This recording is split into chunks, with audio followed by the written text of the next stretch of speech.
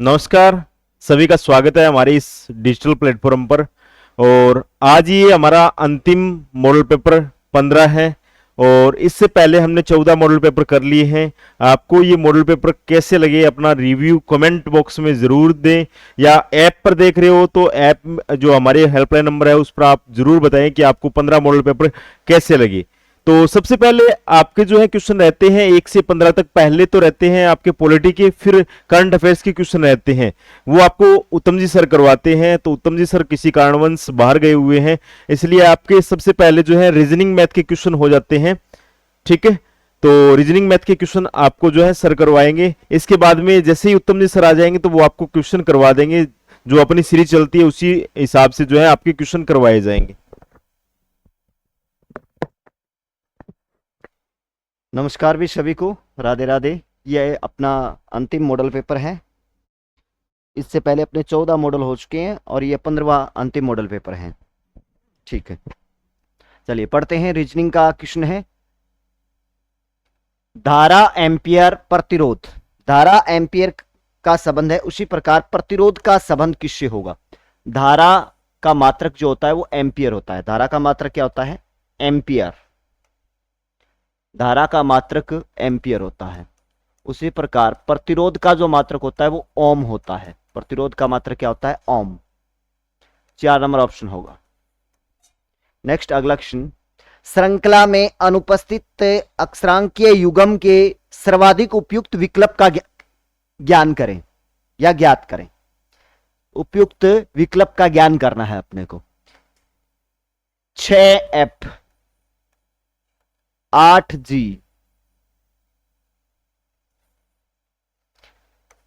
12I और 18L।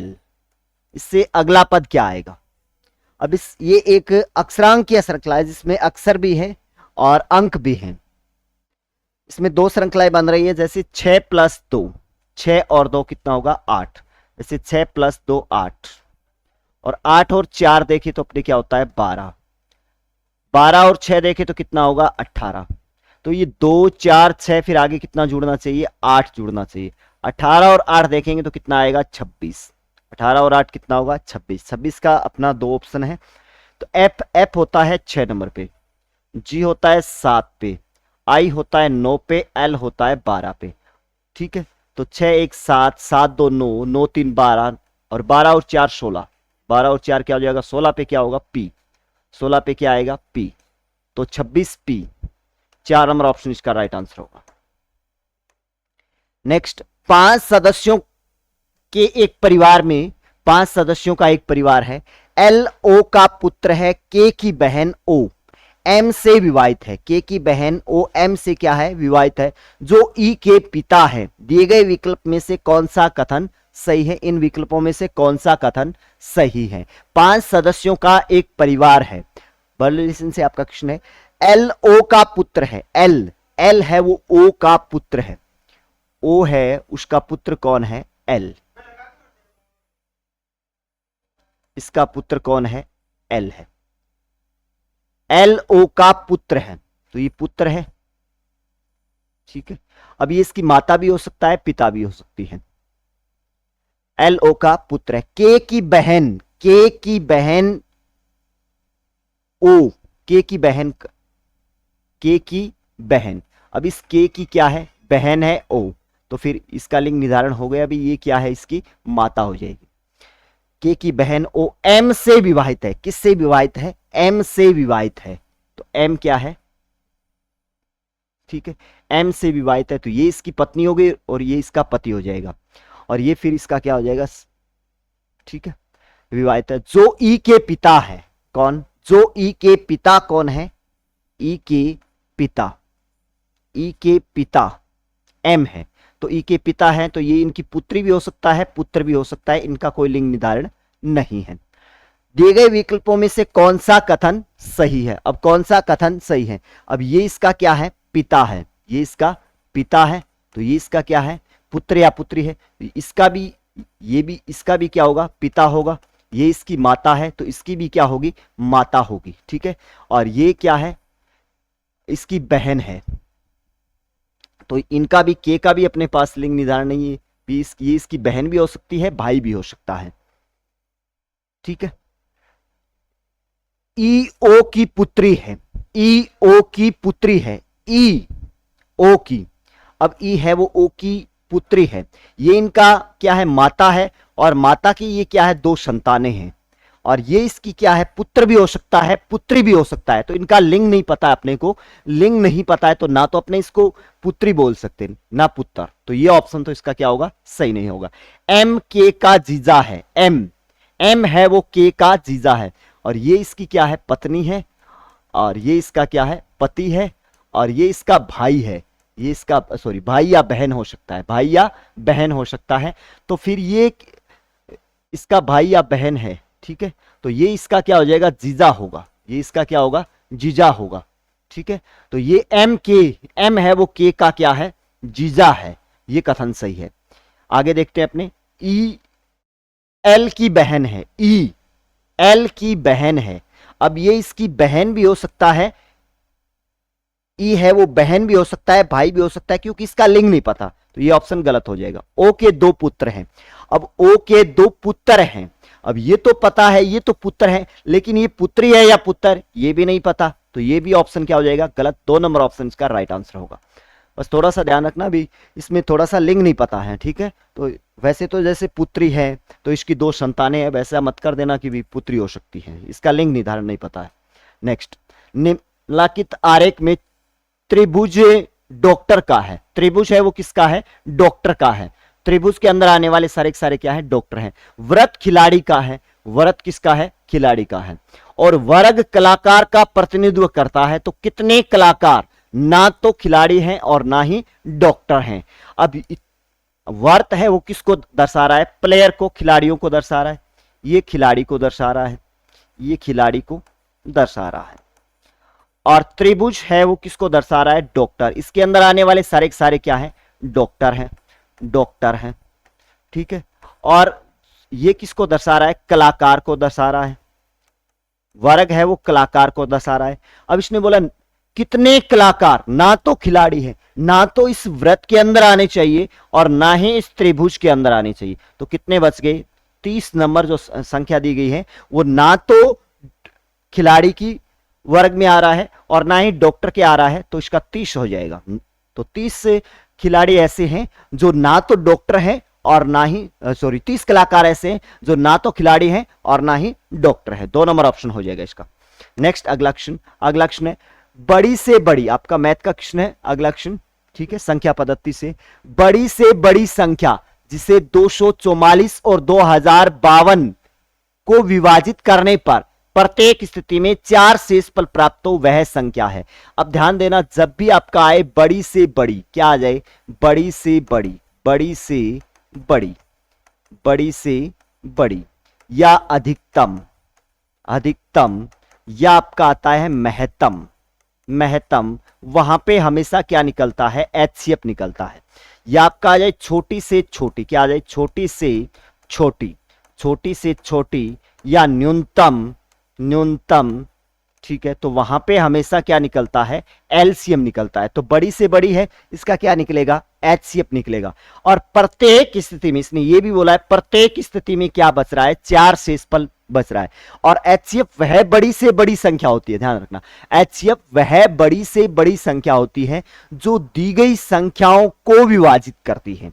2 संख्याएं जैसे ये 244 है, 2052 है, इनको विभाजित करेगी, लेकिन ये प्रत्येक दशा में 4 शेषफल भी बता रहा है, ठीक है।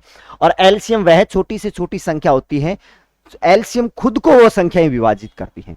तो फिर इसमें जो शेषफल है वो पहले घटाना पड़ेगा अपने को। तो 244 माइनस 4, शेषफल घटा देंगे तो शेषफल नहीं बचेगा, 240, और 2052 में से अपने 4 घटाएंगे तो इसका आ जाएगा 2048। इनका क्या देखना है अपने को, एचसीएफ देखना है। एचसीएफ निकालने के लिए अपने भाग विधि भी लगा सकते हैं और इनके टुकड़े करके भी कर सकते हैं। एचसीएफ में अलग अलग टुकड़े होते हैं, जैसे मैं 240 के टुकड़े देखूंगा, 240 2 से डिवाइड है 120, फिर 2 का जाएगा 60, फिर 2 का जाएगा 30, और फिर 2 का जाएगा 15, फिर 3 का जाएगा 5, 1, ठीक है।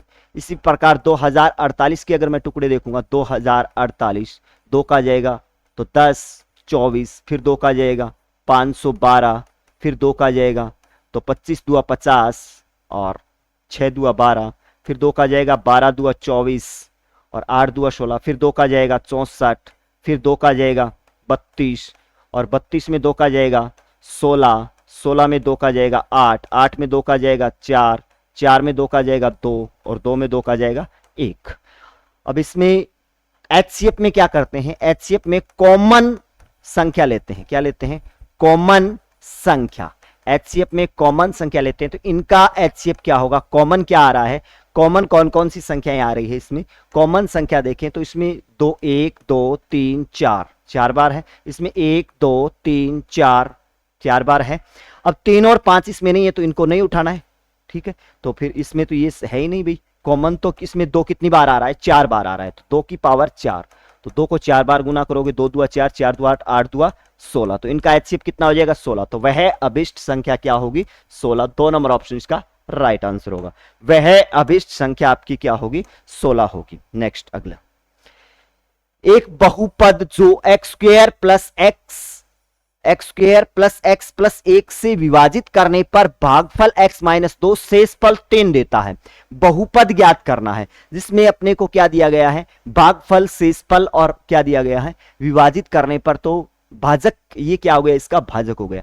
और अपने विभाजन एल्गोरिथम प्रे में लगाएं तो भाज्य बराबर क्या होता है, भाज्य बराबर होता है भाजक गुना भागफल, भाजक गुना भागफल प्लस शेषफल, भागफल प्लस शेषफल। इससे अपने क्या प्राप्त कर लेंगे, बहुपद प्राप्त कर लेंगे। भाज्य आ जाएगा अपने, भाज्य क्या होगा, इसका बहुपद होगा। तो इसका बहुपद हो जाएगा, बहुपद भाजक, भाजक का मान है x square plus x plus 1 और भागफल, भागफल कितना दिया गया है x माइनस 2 और शेषफल कितना बताया इसने 3 बताया है, शेषफल कितना बताया 3। अब x का, अब x माइनस 2 का गुना करेंगे इसके साथ तो x का इस पूरे के साथ गुना करोगे, x का x स्क्वायर से गुना करोगे तो x की 3 बन जाएगा, 3 घात, और फिर x का x से गुना करोगे तो x की 2 घात बन जाएगा, फिर 1 से x का गुना करेंगे तो x बन जाएगा, फिर माइनस 2 का x से गुना करें x स्क्वायर से तो माइनस 2x स्क्वायर, फिर माइनस 2 का x से गुना करोगे तो माइनस का 2x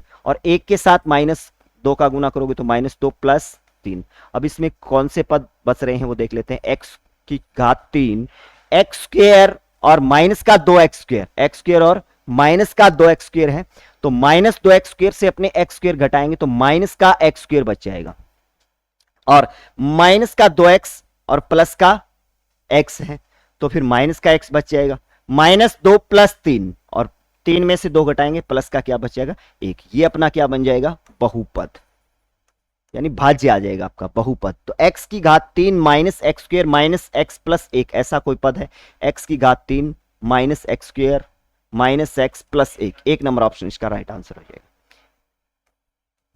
नेक्स्ट अगला, नेक्स्ट अगला क्वेश्चन है, यदि ए बी सी आयाम के घनाभ का आयतन v, इनका आयतन कितना है v और पृष्ठीय क्षेत्रफल s, तब 1/v किसके बराबर है। एक घनाभ है जिसकी आयाम का मतलब जिसकी लंबाई चौड़ाई और ऊंचाई, विमाएं, जिसकी विमाएं क्या है, लंबाई चौड़ाई ऊंचाई ए बी सी दी गई है अपने को, और घनाभ का आयतन v और पृष्ठीय क्षेत्रफल यानी संपूर्ण पृष्ठीय क्षेत्रफल s से दर्शाया गया। तो 1/v किसके बराबर होगा, इसमें से किस ऑप्शन के बराबर होगा। तो अपने को पता है घनाभ का आयतन, घनाभ का आयतन, घनाभ का आयतन होता है लंबाई गुना चौड़ाई गुना ऊंचाई, तो लंबाई a चौड़ाई, तो ये हो जाएगा समीकरण नंबर 1, जिसको किस से दर्शाया गया है, s से दर्शाया गया, v से दर्शाया गया, तो v बराबर तो आ जाएगा लंबाई गुना चौड़ाई गुना ऊंचाई, समीकरण नंबर 1। और पृष्ठीय क्षेत्रफल को s से, पृष्ठीय क्षेत्रफल होता है 2 ब्रैकेट लंबाई गुना चौड़ाई प्लस चौड़ाई गुना ऊंचाई और ऊंचाई गुना लंबाई, आ जाएगा ये समीकरण नंबर 2। अब अपने को जो मान निकालना है 1/v, बटे में क्या आना चाहिए, v आना चाहिए, तो v बटे में कब आएगा, जब समीकरण 2 में अपने 1 से क्या कर देंगे, डिवाइड कर देंगे, भाग दे देंगे, तो क्या आ जाएगा, बटे में v आ जाएगा।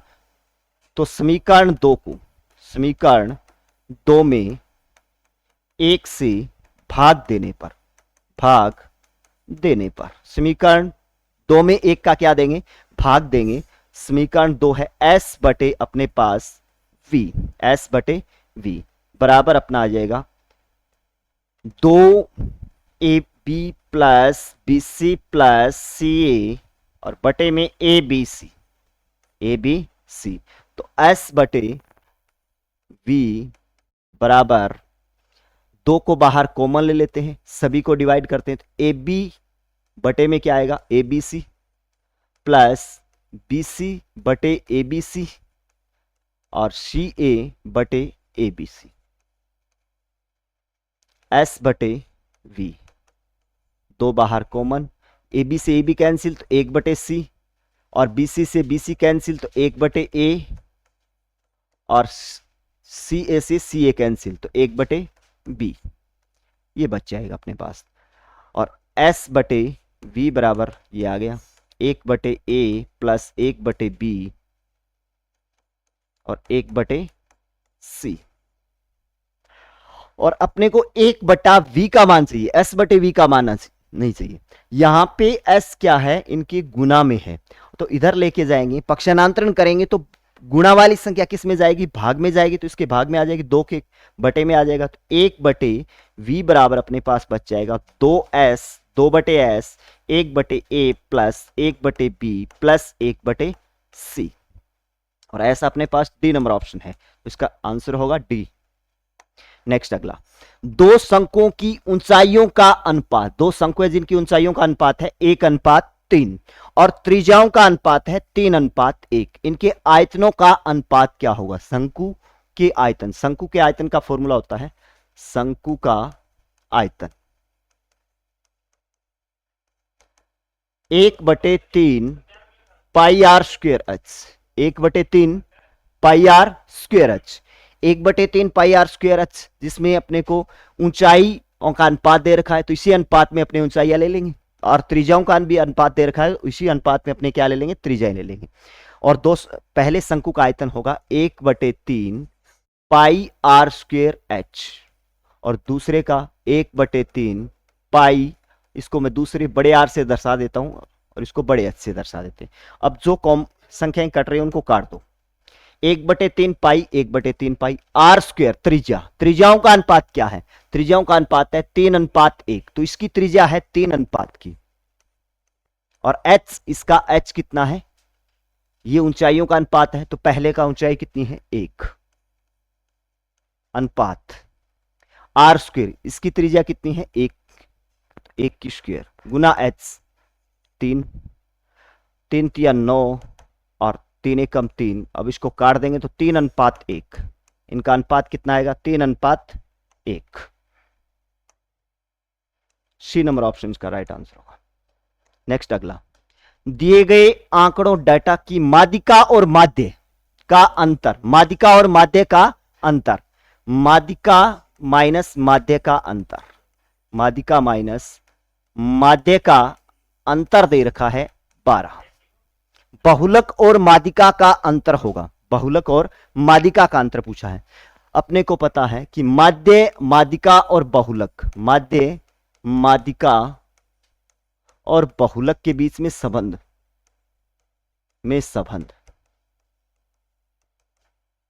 संबंध होता है बहुलक बराबर 3 गुना माध्यिका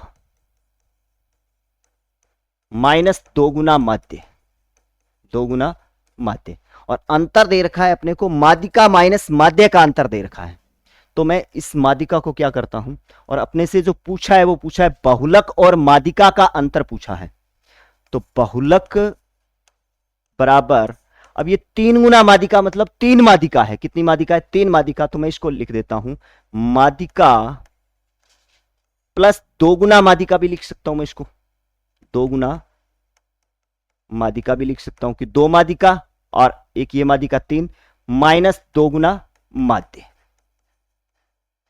अब मैं इसको इधर लेके आ जाऊंगा तो फिर जो चीज से ये बहुलक और माध्यिका का अंतर से ये आ जाएगा बहुलक माइनस माध्यिका। अब 2 इसमें भी है, 2 इसमें, 2 को बाहर कॉमन ले लेते हैं, तो माध्यिका माइनस क्या बच जाएगा माध्य, माध्यिका माइनस माध्य, और माध्यिका माइनस माध्य का अंतर कितना दिया गया है? 12। कितना दिया गया? 12। तो इसके अंदर रख देते हैं अपने बहुलक माइनस माध्यिका। बहुलक माइनस माध्यिका बराबर 2 गुना इसका मान कितना है? 12 है, तो 12 दुआ 24, तो इनका अंतर कितने का आएगा? 24 का। माध्य, माध्यिका और बहुलक में ये संबंध होता है, काफी बार एग्जाम में पूछा गया है क्वेश्चन, ठीक है, ये याद रखना। बी नंबर ऑप्शन इसका सही होगा। नेक्स्ट अगला क्वेश्चन, यदि मध्यम विषम बटन में बहुलक एवं माध्य के मान, बहुलक और माध्य, बहुलक का मान कितना है? 6 लैम्डा, और माध्य का मान कितना है? 9 लैम्डा। तो माध्यिका का मान ज्ञात करना है। किसका मान ज्ञात करना है? माध्यिका। माध्यिका का मान ज्ञात करना है। पीछे अपने ये संबंध पढ़ा था, माध्यिका माध्य और बहुलक में संबंध होता है बहुलक बराबर 3 गुना माध्यिका माइनस 2 गुना माध्य। बस इस फॉर्मूले में रखना है। बहुलक, बहुलक का मान 6 लैम्डा बराबर 3 गुना माध्यिका, माध्यिका का मान ज्ञात करना है, तो माध्यिका का माध्यिका रख लेते हैं, माइनस 2 गुना माध्य, माध्य कितना है? 9, तो 9 लैम्डा। 6 लैम्डा बराबर 3 गुना माध्यिका माइनस 9 दो 18 लैम्डा। अब ये माइनस का इधर आकर के किसका हो जाएगा? प्लस का। 18 और 6 24, 24 लैम्डा बराबर 3 गुना माध्यिका। माध्यिका का मान चाहिए, गुणा में है, भाग में आ जाएगा, तो माध्यिका बराबर 24 लैम्डा बटे 3, और इसको काट दे अपने, 8 दिया 24, 8 लैम्डा। इसका आंसर कितना आएगा? 8 लैम्डा। 1 नंबर ऑप्शन इसका राइट आंसर होगा। 1 नंबर ऑप्शन इसका राइट आंसर होगा।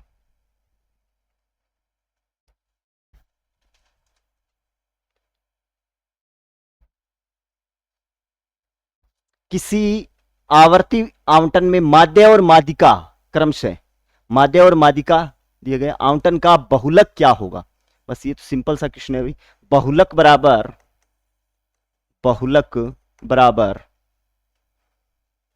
3 गुना माध्यिका, 3 गुना माध्यिका माइनस 2 गुना माध्य, 2 गुना माध्य। बस सीधा सा मान रखना है इसके अंदर। 3 गुना माध्यिका, माध्यिका का मान कितना है? 52.40, 52.4 या 40, माइनस 2 गुना माध्य, माध्य कितना है? 55.6 या 55.60। 3 से गुना करोगे तो 4 तिया 12, हंसल 1 और 3 दुआ 6 और 1 7, 5 तिया 15, यानी 157.2 माइनस 6 दुआ 12, असल 1, 5 दुआ 10 और 1 11, 5 दुआ 10 और 1 11। अब इनका अंतर ले लेते हैं अपने, कितना आएगा? 0.2 से 0.2 0, 7 में से 1 जाएगा 6 और 15 में से 11 जाएगा 4, 46। सी नंबर ऑप्शन इसका राइट आंसर हो जाएगा। बहुलक का मान कितना आएगा? 46। आगे आपके साइंस के क्वेश्चन है।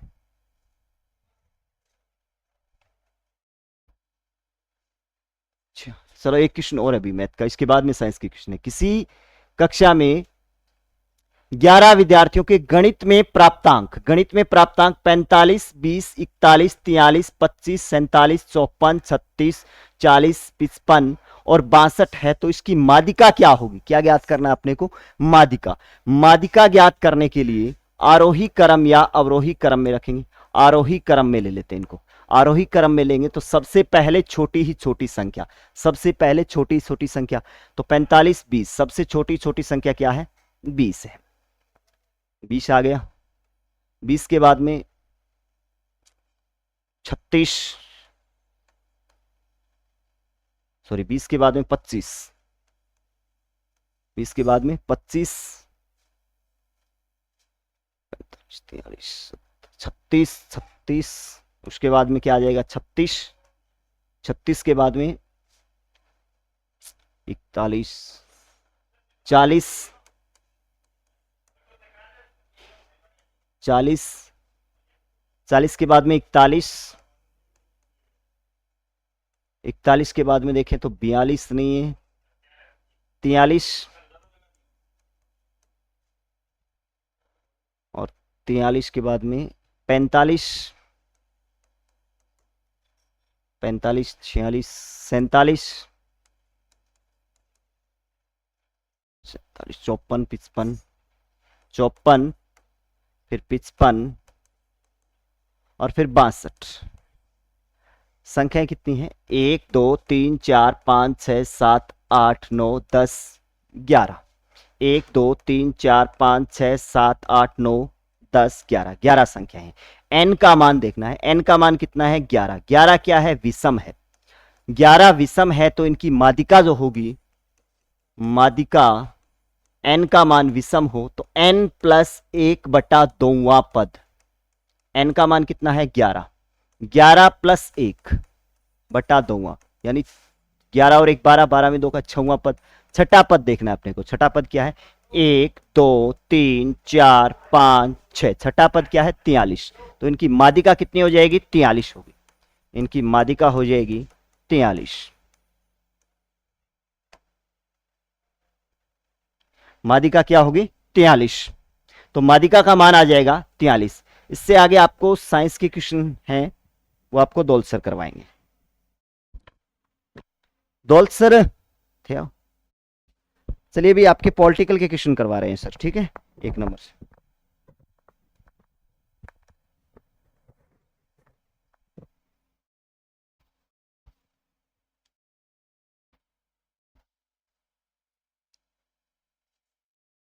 बैटरी ठीक।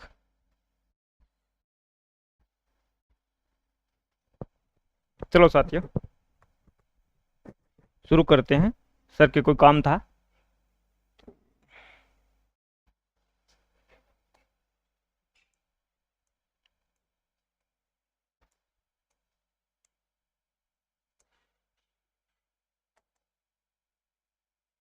ठीक।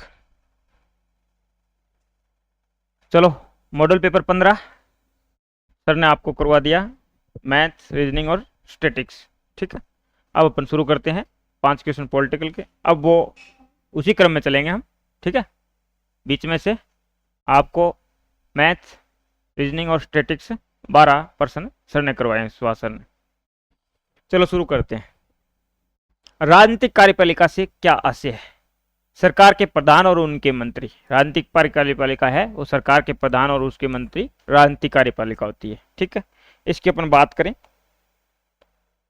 तो ये राज्य है। ये राज्य क्या है? एक अमूर्त इकाई है, दिखाई नहीं देता। भारत है, राजस्थान है, ये दिखाई नहीं देते। ठीक है, तो ये राज्य फिर काम किसके? वैसे राज्य का मतलब देश से है। ठीक है, तो ये राज्य काम किसके माध्यम से करता है? सरकार के माध्यम से काम करता है। सरकार इसका क्या है? मूर्त रूप है। सरकार इसका मूर्त रूप है। राज्य की अमूर्त इकाई है, ये अपना काम करता है वो सरकार के माध्यम से करता है। सरकार एक मूर्त है, इसका मूर्त रूप है। सरकार के तीन अंग होते हैं। एक विधायिका होती है, एक कार्यपालिका होती है,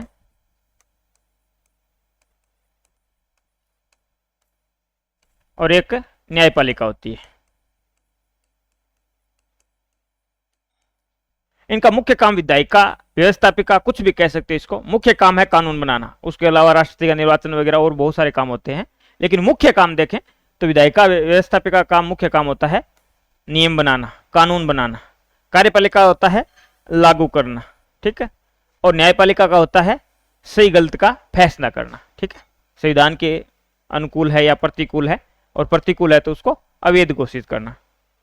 विधायिका में अगर देश की बात करें तो संसद, आगे बात नहीं करेंगे इसके सदन वगैरह की। ठीक, संसद। राज्य की बात करें तो विधानमंडल, राज्य की बात करें तो विधानमंडल। ठीक है, इसके 3 अंग होते हैं, राष्ट्रपति, लोकसभा, राज्यसभा। 2 सदन होते हैं, लोकसभा, राज्यसभा, विधानमंडल। इसके 3 अंग होते हैं, ये विधानमंडल है। राज्यपाल विधानसभा विधान परिषद से मिलकर बनता है, ठीक है। कुछ में 1 सदन है तो विधानसभा है, ठीक है। सदन पूछे तो 2 है, विधानसभा और विधान परिषद। अब मोटा मोटा अपन अंदाजा लगाते हैं सरकार, तो सरकार के वैसे तो ये 3 अंग है, लेकिन मोटा मोटा अपन कार्यपालिका से लगाते हैं, ठीक है। कार्यपालिका की बात करें तो कार्यपालिका 2 प्रकार की होती है, कार्यपालिका 2 प्रकार की होती है, ठीक।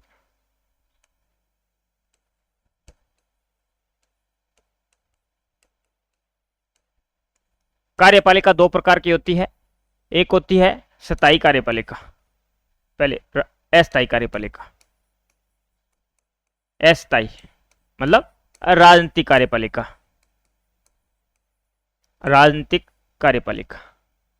राजनीतिक कार्यपालिका। दूसरी होती है स्थायी कार्यपालिका। स्थायी मतलब नौकरशाही, नौकरशाही। कानून बनाने लागू करने में इसका भी रोल है और इसका भी रोल है, ठीक है। अधिकारियों का आईएएस, आरएएस, ठीक है। अस्थायी कार्यपालिका प्रधानमंत्री, पीएम प्लस मंत्रिपरिषद। मंत्रिपरिषद में प्रधानमंत्री भी शामिल है, मंत्रियों में जो प्रधान है वो प्रधानमंत्री। तो मंत्रिपरिषद सीधा भी लिख सकते हैं, राष्ट्रपति और महान्यायवादी, ठीक है। तो वैसे मेन ये है वो मंत्रिपरिषद से है, ठीक है। राज्य में बात करें तो मुख्यमंत्री और मंत्रिपरिषद, ठीक। तो ये है राजनीतिक कार्यपालिका। तो राजनीतिक कार्यपालिका से आशय है सरकार के प्रधान और उनके मंत्री। क्यों? अपने संसदीय व्यवस्था है, तो अपना संसदीय व्यवस्था में दोहरी कार्यपालिका होती है। एक हेड ऑफ स्टेट होता है, राष्ट्रपति या राजा हो सकता है, एक हेड ऑफ गवर्नमेंट होता है, ठीक है। एक हेड ऑफ गवर्नमेंट होता है वो प्रधानमंत्री होता है। एक नाममात्र का संवैधानिक विधिक प्रमुख होता है, एक वास्तविक राजनीतिक प्रमुख होता है प्रधानमंत्री, और अध्यक्षात्मक व्यवस्था में एकल कार्यपालिका होती है। एक ही व्यक्ति, वो ही राज्य का प्रधान होता है, वो ही सरकार का प्रधान होता है, वो होता है राष्ट्रपति, ठीक है। तो क्लियर हो गया, राजनीतिक कार्यपालिका से आशय है सरकार के प्रधान और उसके मंत्री। नेक्स्ट क्वेश्चन, निम्नलिखित में से किस दल को भारत के निर्वाचन आयोग द्वारा 7 जून 2019 को राज्य दल की मान्यता प्रदान की गई? राष्ट्रीय लोकतांत्रिक पार्टी। राष्ट्रीय लोकतांत्रिक पार्टी, इसके सुप्रीमो कौन है?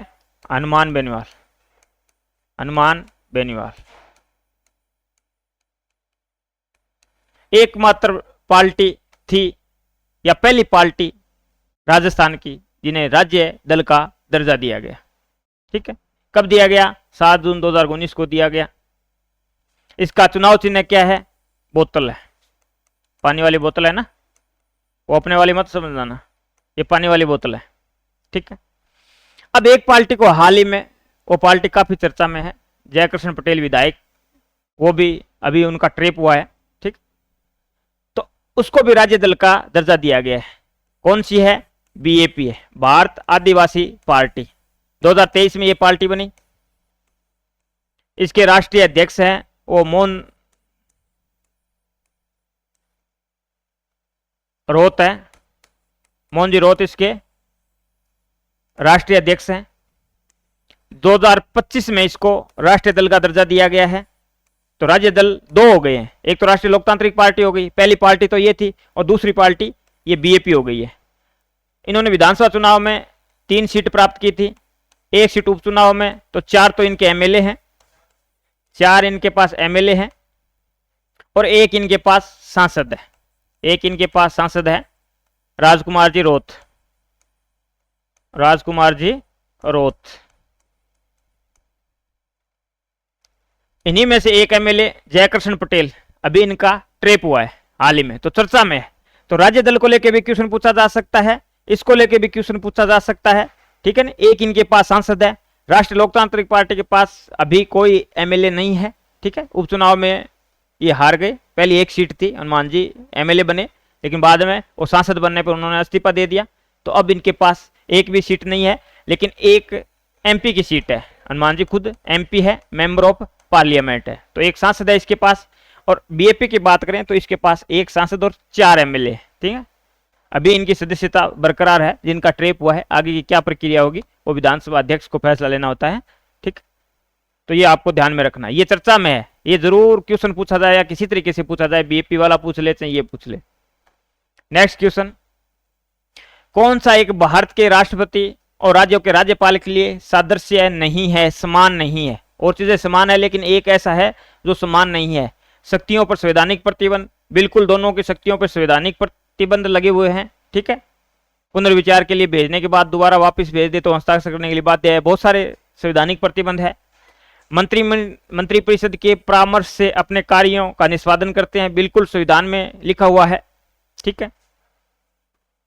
न तो संसद और न ही किसी राज्य विधानमंडल का सदस्य न होना बिल्कुल सत्य है, नहीं होंगे दोनों ही, ठीक है। ये इनकी शर्तों में शर्तें हैं।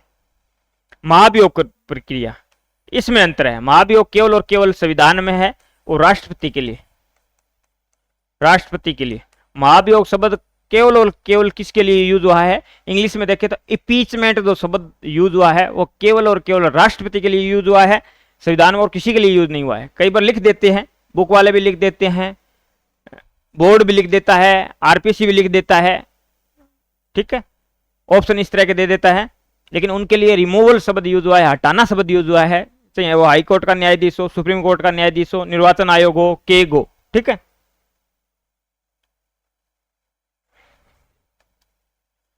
यदि भारत के प्रधानमंत्री संसद के उच्च सदन के सदस्य है तो वे अविश्वास प्रस्ताव की स्थिति में अपने पक्ष में वोट नहीं दे सकेंगे, सत्य है।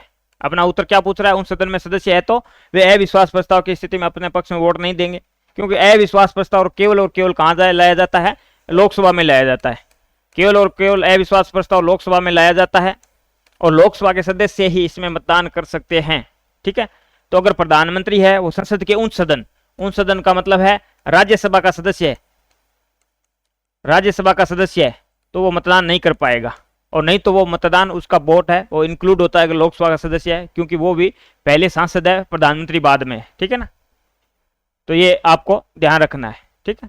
वे निम्न सदन में बजट पर नहीं बोल सकते, गलत है, बिल्कुल। अनुच्छेद आपने 88 पढ़ा होगा, अनुच्छेद 88, इसमें मंत्री और महान्यायवादी के अधिकार है। मंत्रियों में ये एक प्रधानमंत्री भी शामिल है, ठीक है। मंत्रियों में प्रधान है वो प्रधानमंत्री हो गया क्योंकि वो उसकी अध्यक्षता करता है, लेकिन है वो एक मंत्री। तो मंत्रियों, अनुच्छेद 88 में मंत्रियों और महान्यायवादी के अधिकार है। अधिकार क्या है? ये किसी भी सदन में की मीटिंग में, बैठक में भाग ले सकते हैं, बोल सकते हैं, लेकिन मतदान उसी सदन में करेंगे जिस सदन का मंत्री सदस्य है। महान्यायवादी किसी में मतदान नहीं करेगा क्योंकि वो किसी भी सदन का सदस्य नहीं है। इन लाइनों पे थोड़ा ध्यान रखें जो मैं बोल रहा हूं, ठीक है। तो बजट पर नहीं बोल सकते, बिल्कुल गलत है। वे केवल उन सदन में ही वक्तव्य दे सकते हैं, ये भी गलत है। दोनों सदनों में कहीं भी वक्तव्य दे सकते हैं, लेकिन मतदान वही करेंगे जिसके वो सदस्य हैं। उन्हें प्रधानमंत्री पद की शपथ ग्रहण करने के बाद 6 माह के अंदर निम्न सदन की सदस्य बनना पड़ेगा, बिल्कुल गलत है। कोई जरूरी कौन है? प्रधानमंत्री या मंत्री बनने के लिए वो किसी भी एक सदन का सदस्य होना जरूरी है। क्यों? अपने संसदीय व्यवस्था है, तो संसदीय व्यवस्था में शक्ति संलयन के सिद्धांत पर चलती है। कार्यपालिका और विधायिका का संबंध होता है। कार्यपालिका है वो विधायिका के प्रति उत्तरदायी होती है, क्योंकि कार्यपालिका सदस्य बनने के लिए, मंत्री या प्रधानमंत्री बनने के लिए पहले उसको विधायिका का सदस्य बनना जरूरी है। हाँ, एक बार वो मंत्री प्रधानमंत्री बन सकता है, लेकिन उसके बाद सदस्य नहीं है तो 6 माह तक वो रह सकता है। 6 माह के अंदर किसी न किसी सदन की सदस्यता लेनी पड़ेगी, अगर जिस पद पे वो है, चाहे मंत्री हो प्रधानमंत्री हो। अगर वो सदस्यता नहीं लेता है तो फिर उसको इस्तीफा देना पड़ेगा। तो किसी भी सदन का, कोई जरूरी नहीं निम्न सदन की, वो राज्यसभा का से भी हो सकता है। आज तक 4 प्रधानमंत्री है, देवगौड़ा जी भी है, मनमोहन सिंह जी भी है, इंदिरा गांधी भी है, I.K. गुजराल जी है, राज्यसभा से सदस्य रहते हुए प्रधानमंत्री रहे हैं। 4 ये, ठीक है। तो क्लियर हो गया। नेक्स्ट क्वेश्चन और पॉलिटिकल का अंतिम क्वेश्चन, निम्नलिखित में से क्या सर्वोच्च न्यायालय का के सामान्य मूल क्षेत्राधिकार, मूल क्षेत्राधिकार का मतलब डायरेक्ट सुप्रीम कोर्ट में जा सकते हैं उस मामलों को लेके, वो होता है मूल क्षेत्राधिकार। तो अंतर सरकारी विवाद, आपस में सरकारों का विवाद, वो भारत सरकार और किसी राज्य सरकार का विवाद हो सकता है, भारत सरकार बहुत सारे राज्यों का विवाद हो सकता है, दो या दो से अधिक राज्यों का विवाद हो सकता है। अंतर सरकारी विवाद, सरकारों के मध्य विवाद तो सही है। मूल अधिकारों के लिए अनुच्छेद 32 के तहत सुप्रीम कोर्ट में जा सकते हो। अनुच्छेद 32 के तहत सुप्रीम कोर्ट में, ये अपने आप में मूल अधिकार है। इसी को डॉक्टर अम्बेडकर जी ने हृदय और आत्मा कहा, क्यों? इसी के तहत 5 प्रकार की रिटें लगती है। ठीक है, अपने मूल अधिकारों का संरक्षण करता है सुप्रीम कोर्ट। और एक 226 है, उसके तहत हाई कोर्ट में जा सकते हैं। लेकिन ये नहीं है कि आप डायरेक्ट मूल अधिकारों को लेकर आप डायरेक्ट सुप्रीम कोर्ट में भी जा सकते हो, हाई कोर्ट में जाने की भी जरूरत नहीं है। ठीक है ना, दोनों में जा सकते हो। राष्ट्रपति का चुनाव और उपराष्ट्रपति का चुनाव दोनों ही अनुच्छेद 71 के तहत, अनुच्छेद 71 के तहत केवल और केवल सुप्रीम कोर्ट का मामला है। सुप्रीम कोर्ट इसकी निगरानी करता है। चुनाव से संबंधित जो भी विवाद है उसका सुप्रीम कोर्ट में ही जाया जा सकता है। ठीक है, वो संख्या आपको पहले बताई हुई है, कितने सदस्य जा सकते हैं। उम्मीदवार है तो अकेला जा सकता है, और नहीं तो कम से कम जो चुनाव में भाग लेने वाले निर्वाचक है उनमें से कम 20 निर्वाचक एक साथ याचिका लगाएंगे, तभी इसकी सुनवाई होती है। ठीक है, तो राष्ट्रपति चुनाव है, उपराष्ट्रपति चुनाव डायरेक्ट अनुच्छेद 71 के तहत सुप्रीम कोर्ट ही सुनवाई करता है कोई भी विवाद है तो। और मूल अधिकारों के लिए आप डायरेक्ट सुप्रीम कोर्ट में जा सकते हो। अंतर सरकारी विवाद है तो केवल और केवल सुप्रीम कोर्ट में जा सकते हो, किसी हाई कोर्ट में नहीं जा सकते। तो 1 2 3 चारों अपने सही है। नेक्स्ट क्वेश्चन करंट शुरू। प्रदेश की कितनी झीलों को संरक्षित झील घोषित किया गया है? 23 झीलों को घोषित किया गया है प्रदूषण से बचाने के लिए, जो झीलों पर संकट मंडराया हुआ है। ठीक है, इनका अस्तित्व बचाने के लिए संरक्षित झील घोषित किया गया है। भारत सरकार का भी एक कार्यक्रम चल रहा है। तो 23 जिले हैं। कोटा में किस स्थान पर प्रदेश का पहला क्रोकोडाइल पार्क बनाया जाएगा? कहां पे बनाया जाएगा? देवली अरब में बनाया जाएगा। देवली अरब एक समृद्धि वन है, वहां पे बनाया जाएगा। 2.5 हेक्टेयर क्षेत्र में बनेगा ये हेक्टेयर क्षेत्र। और जो अनुमानित लागत है इसकी, वो अनुमानित लागत 1.28 करोड़ है। अनुमानित लागत है वो 1.28 करोड़ के समथिंग है। नेक्स्ट क्वेश्चन, अपार आईडी। अपार आईडी का क्या उद्देश्य है? अपार आईडी है न्यू एजुकेशन जो पॉलिसी है 2020, उसके तहत ये शुरू की गई है। इसमें क्या है? छात्रों को एक अद्वितीय पहचान संख्या प्रदान की जाएगी। बिल्कुल सही है। छात्रों की शैक्षणिक गतिविधियों का ट्रैक रखा जाएगा, सारी जानकारी एक जगह ही रखी जाएगी। ये एकीकृत एक प्लेटफॉर्म होगा एक तरह का। शैक्षणिक दस्तावेजों को डिजिटली सुरक्षित करना, तो ये भी सत्य है। तो उपरोक्त सभी सत्य है। ठीक है ना। इसमें क्या है? विद्यार्थियों को एक पहचान संख्या प्रदान की जाएगी और विद्यार्थियों को सारा डाटा है वो एकीकृत, मतलब एक जगह उनको उपलब्ध हो जाएगा। इस तरह का सरकार प्लान लेके आई है। तो ये अपार आईडी है। कोटा में प्रस्तावित ग्रीनफील्ड हवाई अड्डे का संचालन कब शुरू होना प्रस्तावित है? तो 2027 में। इसका दिसंबर 2027 तक संचालन होना प्रस्तावित है कि दिसंबर 2027 तक हम इसका संचालन कर देंगे। एक पेड़ मां के नाम अभियान काफी चर्चा में है, को किस विश्व रिकॉर्ड में शामिल किया गया है? आजकल तो शिक्षा मंत्री खुद पूछता है शिक्षकों से कि क्या मां के नाम पेड़ लगाया आपने? ठीक है, जब भी मिलता है शिक्षा मंत्री। तो एक पेड़ मां के नाम अभियान किस विश्व रिकॉर्ड में शामिल किया गया है? Golden book of world records में शामिल किया गया है। Golden book of world records में शामिल किया गया है। नेक्स्ट क्वेश्चन, हाल ही में राज्य सरकार की किस योजना को लाडो प्रोत्साहन योजना में समाहित कर लिया गया है? तो राजश्री योजना। हाल ही में राज्य सरकार की किस योजना को लाडो प्रोत्साहन योजना में समाहित कर लिया गया है? तो राजश्री योजना है, उसको इसमें समाहित कर लिया गया है। इसमें आप पूरा देख लेना इसको कितनी किस्तों में एक बच्ची को जन्म से लेके वो शिक्षा सब पूरा है, और 1.5 लाख रुपए मिलते हैं। 1.5 लाख रुपए टोटल मिलते हैं बच्ची को। ठीक है। प्रदेश में स्थापित किए जा रहे centre of excellence for ceramic का संबंध किस मिनरल से है? तो ये बालकले, फेल्सपार, सिलिका सेट से है। किससे है? बालकले, फेल्सपार और सिलिका सेट से। नेक्स्ट क्वेश्चन, मुख्यमंत्री आयुष्मान जीवन रक्षक योजना के बारे में सत्याकथन पूछ रहा है। सत्याकथन कौन सा है? तो मुख्यमंत्री आयुष्मान जीवन रक्षक योजना की शुरुआत 22 अगस्त 2024 को की गई है। ठीक है, 22 अगस्त 2024 को की गई है। सत्य है। इस योजना का पूरा नाम है मुख्यमंत्री चिरंजीवी जीवन रक्षक योजना था। ठीक है ना। ये केंद्र सरकार की योजना चल रही है आयुष्मान, ठीक है। लेकिन अशोक गहलोत जी तब मुख्यमंत्री थे तो इसका नाम मुख्यमंत्री चिरंजीवी जीवन रक्षक योजना कर दिया था, ठीक है। केंद्र से में सरकार से भी इसका बजट आता है। इस योजना के तहत मददगार को 10,000 की प्रोत्साहन राशि व प्रशस्ति पत्र दिया जाएगा, ये भी सत्य है। तो उपरोक्त सभी कथन है वो इसमें सत्य है, ठीक है। इस तरह की एक या दो योजना का आपसे पक्का पूछा जाएगा।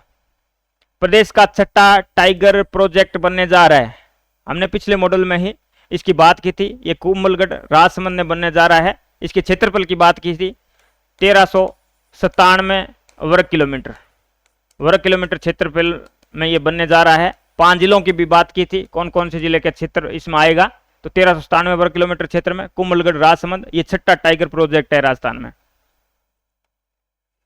प्रदेश के किस स्थान पर नया जीवाश्म पार्क बनाया जाएगा, तो ये कहां पे बनाया जाएगा, झामर कोटरा उदयपुर में बनाया जाएगा। यहाँ पे 150 करोड़ वर्ष पुरानी चट्टाने हैं।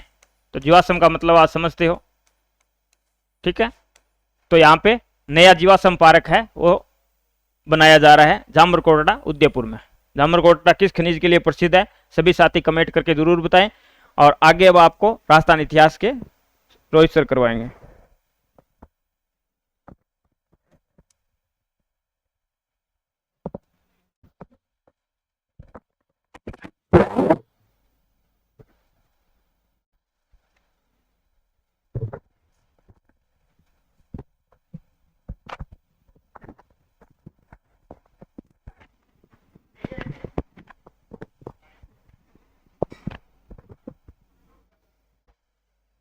हाँ जी, सभी को नमस्कार।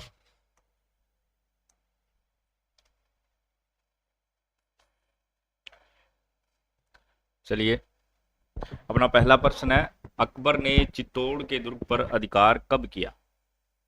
अकबर ने चित्तौड़ के दुर्ग पर अधिकार जो है वो कब किया? 15 अक्टूबर 1562, 23 अक्टूबर 1567, 15 जून 1567 और 25 फरवरी 1568, ठीक है। तो मैंने अपने पिछले मॉडल के अंदर भी पढ़ा था, कल्लाजी राठौड़ वाले प्रश्न के अंदर आया था ये। अकबर ने क्या है, उदय सिंह इस समय जब मेवाड़ पर आक्रमण किया था, आपके उदय सिंह शासक थे मेवाड़ में 1537 से लेकर 1572 तक, और इन्होंने आक्रमण किया था 1562 के अंदर, 1567 के अंदर। बाद के अंदर अकबर द्वारा यहाँ पर कत्लेआम भी मचाया गया था, ठीक है। 1567 के अंदर आक्रमण किया गया, जहां पर आपके जयमल राठौड़ है, कल्लाजी राठौड़ है, फत्ता सिसोदिया है, इनके द्वारा केसरिया किया गया। और फत्ता सिसोदिया की जो पत्नी थी फूल कुंवर, उनके द्वारा जोहर किया गया। तो ये मेवाड़ का एक प्रकार से दूसरा शाखा भी था। और आपका 25 फरवरी 1568 के दिन यहाँ पर क्या है, चित्तौड़ के दुर्ग पर इनका अधिकार हो जाता है। और इसके बाद अकबर ने यहाँ पर एक सिक्का भी चलाया था, काफी बार पूछा गया है, एलची सिक्का, याद रखना। मेवाड़ के अंदर कौन सा सिक्का चलाया था, तो एलची सिक्का। इसका उत्तर होगा डी नंबर। अगला है, किस बीकानेर नरेश ने मुगल सम्राट अकबर की अधीनता स्वीकार की? आप जानते हो अकबर यहाँ पर 1570 के अंदर आए थे और नागौर के अंदर एक दरबार लगाया था, ठीक है। अकबर ने क्या लगाया था, यहाँ पर नागौर दरबार लगाया था। कब? 1570 के अंदर, जहां पर आपके राजस्थान के अधिकांश शासकों ने क्या है, एक प्रकार से यहाँ पर अकबर संधि करने ही आया था। बहाना तो उसने लिया था भी, अकाल राहत कार्य के तहत मैं यहाँ पर एक सुकर तालाब का निर्माण करवाऊंगा, करवाया भी यहाँ पर, ये भी याद रखें, सुकर तालाब का निर्माण करवाया था। लेकिन इसका जो मुख्य उद्देश्य था वो राजपूत जो शासक थे उनके साथ क्या था, संधिया करना था। और यहाँ पर बीकानेर की तरफ से आपसे जो राव कल्याणमल है वो संधि करके जाते हैं, यही पूछा गया है। बीकानेर नरेश ने मुगल सम्राट अकबर की अधीनता स्वीकार की। और इनके दो पुत्र राय सिंह जी और पृथ्वीराज राठौड़, जिन्हें अकबर ने गागरोन की जागीर प्रदान की थी। और गागरोन झालावाड़ में रहते हुए आपके पृथ्वीराज राठौड़ ने वेली कृष्ण रुक्मणीरी रचना की थी, काफी बार पूछा गया इनके बारे में। और राय सिंह जी भी आपके अकबर की सेवा में रहे और उसके बाद जहांगीर की भी सेवा में रहे। सबसे ज्यादा जो विश्वास था विश्वास प्रिय ये जहांगीर के रहे। ठीक है, अकबर ने इनको जोधपुर का प्रशासक भी नियुक्त किया और आपके मारवाड़ के जो चंद्रसेन है उनके पीछे भी लगाए रखा। लेकिन अधीनता जो नागौर दरबार लगा था उसमें स्वीकार किसने की थी? इनके पिता राव कल्याणमल। अगला है 1857 की क्रांति के समय कोटा का शासक कौन था? कितनी बार पढ़ा है? 1857 की क्रांति, कोटा के अंदर क्रांति कब हुई भी? 15 अक्टूबर 1857। ठीक है, कोटा के शासक कौन थे उसमें? महाराव राम सिंह द्वितीय। कोटा के अंदर इनको क्या है, नजरबंद कर दिया गया, क्रांतिकारियों के द्वारा नजरबंद कर दिया गया और लगभग 6 महीने तक यहां पर क्या है, जनता का शासन रहा। जनता का शासन रहा। मुख्य यहां पर कौन थे? तो आपके जयदयाल और मेहराब खां। हालांकि बाद के अंदर क्या है, ऊपर से रॉबर्टसन आता है और करौली के मदन पाल भी उसकी मदद करते हैं, तो इनकी संयुक्त सेना जो है वापस से अधिकार कर लेती है। यहाँ पर 30 मार्च 1858 को वापस से क्या है, कोटा को आज़ाद कर लिया जाता है और इनको वापस से महाराव का पद दे दिया जाता है। हालांकि इनकी तोपों की सलामी जो है वो कम कर दी जाती है। ठीक है, तो ये सभी बातें ध्यान रखें। यहाँ पर कोटा के अंदर आपके पॉलिटिकल एजेंट थे मेजर बर्टन, जिनका क्या है, सिर काट दिया गया। उनके 2 पुत्र फ्रैंक व आर्थर व एक डॉक्टर सैंडलर को भी मार दिया गया। ठीक है, तो सभी बातें ध्यान में रखें। C number. अगला है संत सभा का प्रथम अधिवेशन कब हुआ? संत सभा की जो स्थापना है बिलों के उत्थान के लिए कब की गई? 1883 के अंदर। कहां पर? सिरोही में, गोविंदगिरी, जानते हो आप। इसका जो प्रथम अधिवेशन पूछा गया है, इसका जो प्रथम अधिवेशन हुआ था कब हुआ था? 1903 के अंदर। और इसका जो दूसरा अधिवेशन होता है 1913 के अंदर। कहां पर? मानगढ़ पहाड़ी, जो कि बांसवाड़ा के अंदर पड़ती है। और वहीं पर क्या है, पुलिस के द्वारा गोलियां चलाई जाती है। 17 नवंबर 1913 मानगढ़ हत्याकांड, जहां पर 1500 भील क्या है, मारे जाते हैं। D number option. यहां पर अपने से पहला अधिवेशन पूछा गया है 1903 के अंदर। और इनका क्या है, बिलों को जागरूक करने के लिए आपस में भाईचारा बनाकर रखें, एकता बनाएं और उनका जो क्या है उत्थान हो सके, उसके लिए इन्होंने भक्त पंथ भी चलाया था। अगला है जवाहरलाल नेहरू की अध्यक्षता में अखिल भारतीय देसी राज्य लोक परिषद का 7वां अधिवेशन जो है वो कहाँ आयोजित हुआ? तो ये जो आपका अखिल भारतीय देसी राज्य लोक परिषद है, इसका गठन भी काफी बार पूछा जाता है, तो ध्यान में रखिए इसका गठन हुआ था 1927 के अंदर। ठीक है, और इसका जो प्रथम अधिवेशन होता है 17-18 दिसंबर, वो होता है बॉम्बे के अंदर। ठीक है, इसका जो मुख्य उद्देश्य था, वो जो देसी रियासतें थी उसके अंदर उत्तरदायी शासन की क्या है, स्थापना करना था। ठीक है, मुख्य उद्देश्य काफी बार पूछा गया है। इसका मुख्य उद्देश्य था जो देसी रियासतें थी उनके अंदर क्या है, उत्तरदायी शासन की स्थापना करना था, राजाओं की छत्रछाया में रहते हुए। ठीक है, 1927 में इसका गठन हुआ और इसकी जो राजस्थान की कार्यकारिणी समिति थी उसके अंदर कुल 7 सदस्य शामिल थे, जिनमें से जो उपाध्यक्ष थे वो आपके विजय सिंह पथिक थे। और इसके हर वर्ष क्या है, अधिवेशन होते थे। इसका जो 7वां अधिवेशन आयोजित होता है वो होता है उदयपुर के अंदर। ठीक है, और जिसकी अध्यक्षता कौन करते हैं? आपके पंडित जवाहरलाल नेहरू। याद रखना, इसका जो 7वां अधिवेशन है वो उदयपुर के अंदर आयोजित होता है और इसकी अध्यक्षता कौन करते हैं? स्वयं पंडित जवाहरलाल नेहरू। ए नंबर ऑप्शन होगा उदयपुर के अंदर। अगला है ऋषि पंचमी जो है वो कब मनाई जाती है? कल्चर का प्रश्न है आपका। ऋषि पंचमी कौन से महीने के अंदर बनाई जाती है? विशेष तौर पर महिलाओं का है ये। ठीक है, भाद्रपद शुक्ल पंचमी को, भाद्रपद शुक्ल पंचमी को।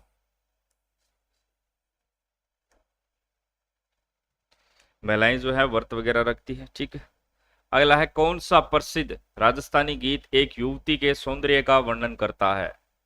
कौन सा प्रसिद्ध राजस्थानी गीत एक युवती के सौंदर्य का वर्णन करता है? कुरंजा, कुरजा नहीं है, कुरंजा है। कुरंजा जो है एक आपका विरह गीत है।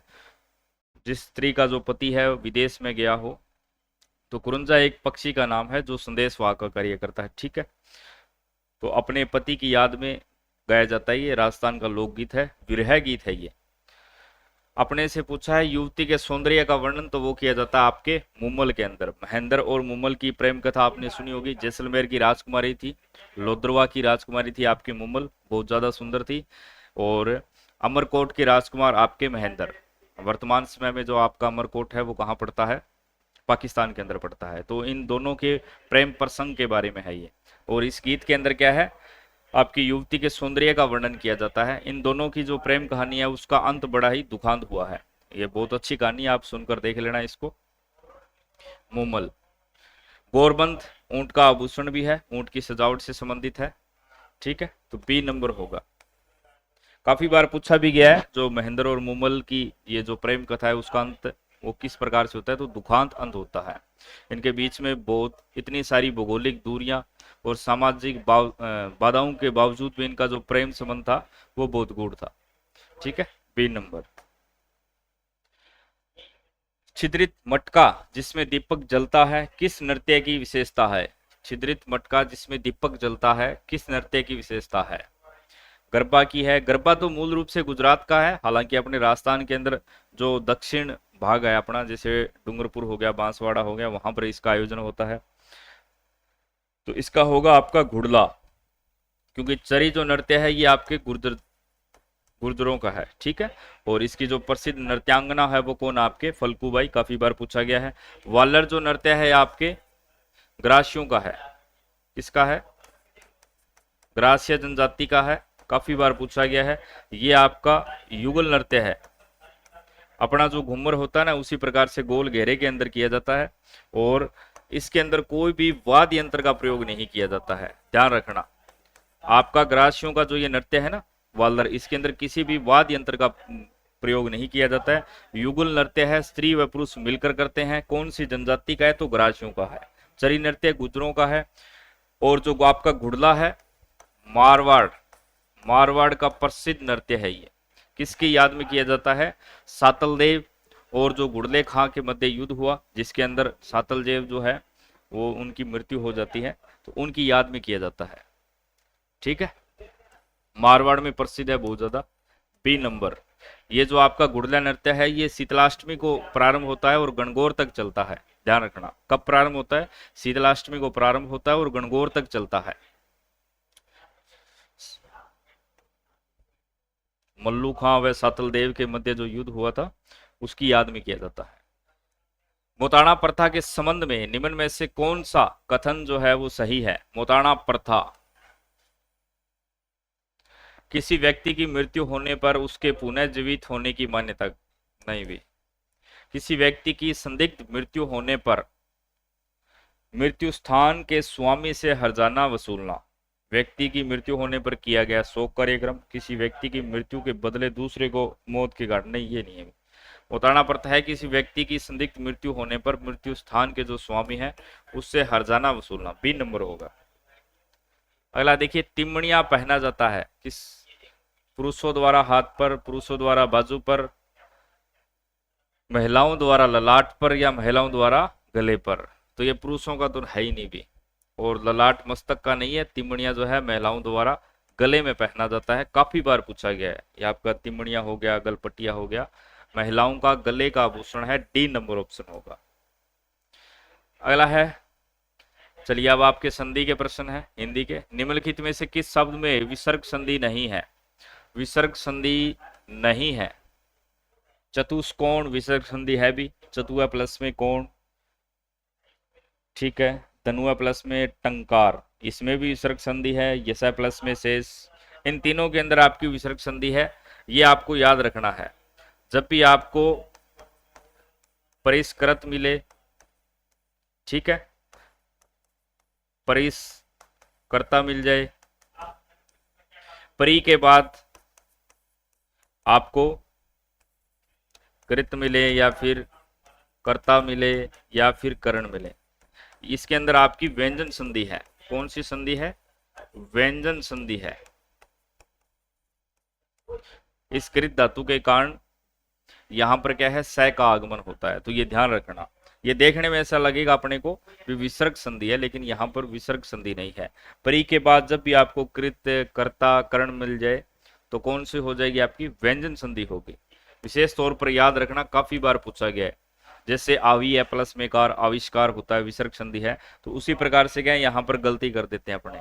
परी का एक अलग ही नियम है, इसको याद रख लेना। 3-4 ही शब्द है मुख्य मुख्य। अगला है निम्नलिखित में से किस विकल्प में उपसर्ग व मूल शब्द का युग्म जो है अशुद्ध है? उपसर्ग व मूल शब्द का युग्म जो है अशुद्ध है। अभी प्लस में संधि अभिसंधि, ठीक है भी, अभी उपसर्ग होता है। अधि प्लस में नियम अधिनियम, ठीक है ये भी। निर प्लस अतिशय, ठीक है। निर्तिशय, ठीक है ये भी ठीक है। अति प्लस में अहित, अहित माने किसी का बुरा करना, ठीक है, अहित पहुंचाना। अति प्लस में अहित है, ये गलत है भी, देखिए अति उपसर्ग होता है, ठीक है। ये जो डी नंबर यहां पर दे रखा है गलत दे रखा है, बाकी ठीक है। अगला है निम्नलिखित में से किस विकल्प में विलोम शब्द जो है आपके अशुद्ध है? विलोम शब्द का आपको ये ध्यान में रखना है, जिस क्रम में पूछा जाए उसी क्रम में अपने उत्तर देते हैं। जैसे सामान्य सी बात करूं मैं, दिन का रात, लेकिन अगर आपको दीवा दिया जाए तो, जैसे दिन का पर्यायवाची तत्सम शब्द दीवा, तो क्या करेंगे अपने रात्रि करेंगे, ना कि रात करेंगे, ठीक है। अनहोनी होनी, होनी का अनहोनी, ठीक है। अधिकर्त अनुपसर्ग लगा दिया, अनधिकर्त, ठीक है ये भी। अधिकांश न्यून, अनित्य नित्य, यानी नित्य का अनित्य, ये भी ठीक है भी, ये गलत है। अधिकांश का क्या होगा? अल्पांश होगा। जिस क्रम में पूछा जाए उसी क्रम में उत्तर देना है। अधिकांश का क्या होगा? अल्पांश, तो ये गलत दे रखा है। न्यून का क्या हो जाएगा आपका? अधिक, ठीक है। अधिकांश का क्या होगा आपका? अल्पांश होगा। निम्नलिखित में से किस विकल्प में अंग्रेजी का हिंदी समानार्थक शब्द अशुद्ध है? हिंदी का समानार्थक जो शब्द है वो अशुद्ध है, पढ़िए भी। ट्रांसलेटर अनुवादक, बिल्कुल ठीक है ये तो। ट्रिब्यूनल अधिकरण, ये भी ठीक है। ट्रेजरर खजाना, ट्रस्टी न्यासी। ट्रेजर माने होता है खजाना, ये ध्यान रखना। देखिए इतना सही फर्क है, लास्ट के अंदर आप इसके अंदर आर लगाया है। केवल ट्रेजर होता तब तो होता हो जाएगा आपका खजाना। यहां पर ट्रेजरर देखा है, इसका मतलब क्या होगा? कोषाध्यक्ष। कहने का मतलब जो खजाने का अध्यक्ष होता है उसे बोला जाता है ट्रेजरर। लास्ट में आर लगा रखा है। केवल अगर ट्रेजर दिया होता तब ये खजाना है। यहां पर ट्रेजरर दे रखा है, जो खजाने को संभालता है, कोषाध्यक्ष, कोष खजाने को ही बोलते हैं। ट्रस्टी माने न्यासी, एकदम छोटी सी मिस्टेक दी गई थी। अगला है पैराडॉक्स शब्द का अंग्रेजी समानार्थक शब्द क्या होगा भी? पैराडॉक्स मतलब क्या होता है? परजीवी होता है, अनुच्छेद होता है, आतंक होता है, या विरोधाभास? बिल्कुल आसान है भी। अनुच्छेद को क्या बोलते हैं अपने? ये तो याद ही होगा, आर्टिकल। आतंक को टेरर, ये तो सामान्य शब्दावली है। परजीवी को बोलते हैं अपने पैरासाइट। तो बचा क्या? विरोधाभास। डी नंबर ऑप्शन होगा। पैराडॉक्स माने क्या होता है? विरोधाभास। अगला है select the correct sentence in direct speech from the given option for the sentence below. An old mouse asked who would bell the cat, यानी बिल्ली के गले में घंटी जो है वो कौन बांधेगा? अब देखिए यहां पर क्या दे रखा है अपने को? Asked who would bell the cat, यानी अपने को यहां पर इनडायरेक्ट दे रखा है, अपने से डायरेक्ट पूछा गया, यानी इस बार उल्टा पूछा गया है। तो देखिए एन ओल्ड माउस सेट, ये सभी ठीक दे रखे हैं। इसका मतलब यहां पर मिस्टेक है। Who will have bell the cat, नहीं भी। Who would have bell the cat, नहीं। अपने मॉडल्स को बदलते हैं, जैसे कैन को कुड में बदलते हैं, सेल का शुड में, मे को मस्ट में बदलते हैं, विल को वुड में बदलते हैं। तो यहां पर वुड दे रखा है तो ऑलरेडी यहां पर ऐसा नहीं आएगा। हु कैन, कैन का तो प्रयोग ही नहीं होगा, दिया ही नहीं है। Who will bell the cat, who will bell the cat, यही होगा। डी नंबर ऑप्शन होगा। इस बार अपने से क्या है? इनडायरेक्ट देख करके डायरेक्ट यानी कि उल्टा पूछ लिया है उसने। Who will bell the cat, will को इसने वुड में बदल दिया। अगला देखिए supply the correct form of the verb remember in the following sentence.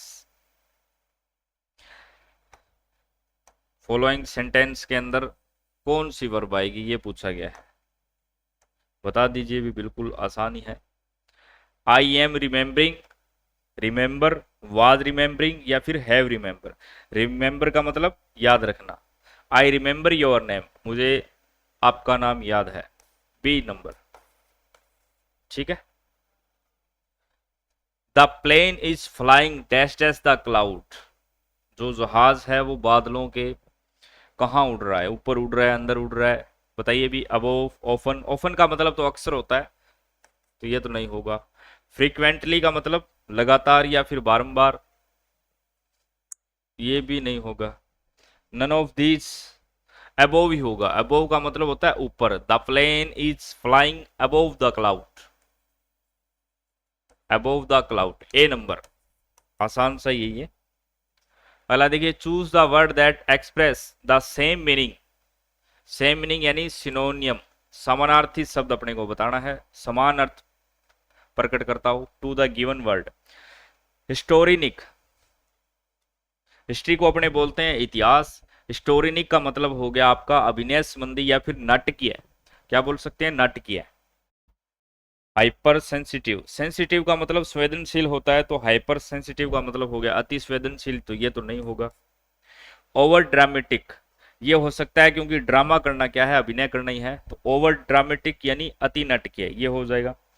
Historically important यानी ऐतिहासिक दृष्टि से महत्वपूर्ण, ये भी नहीं है अभी, क्योंकि अपने को सिनोनियम छांटना है। एक्टिव माने सक्रिय होता है, इनएक्टिव यानी निष्क्रिय, यही होगा अभी।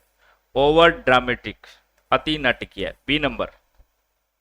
अगला देखिए, सुमेलित करने अभी।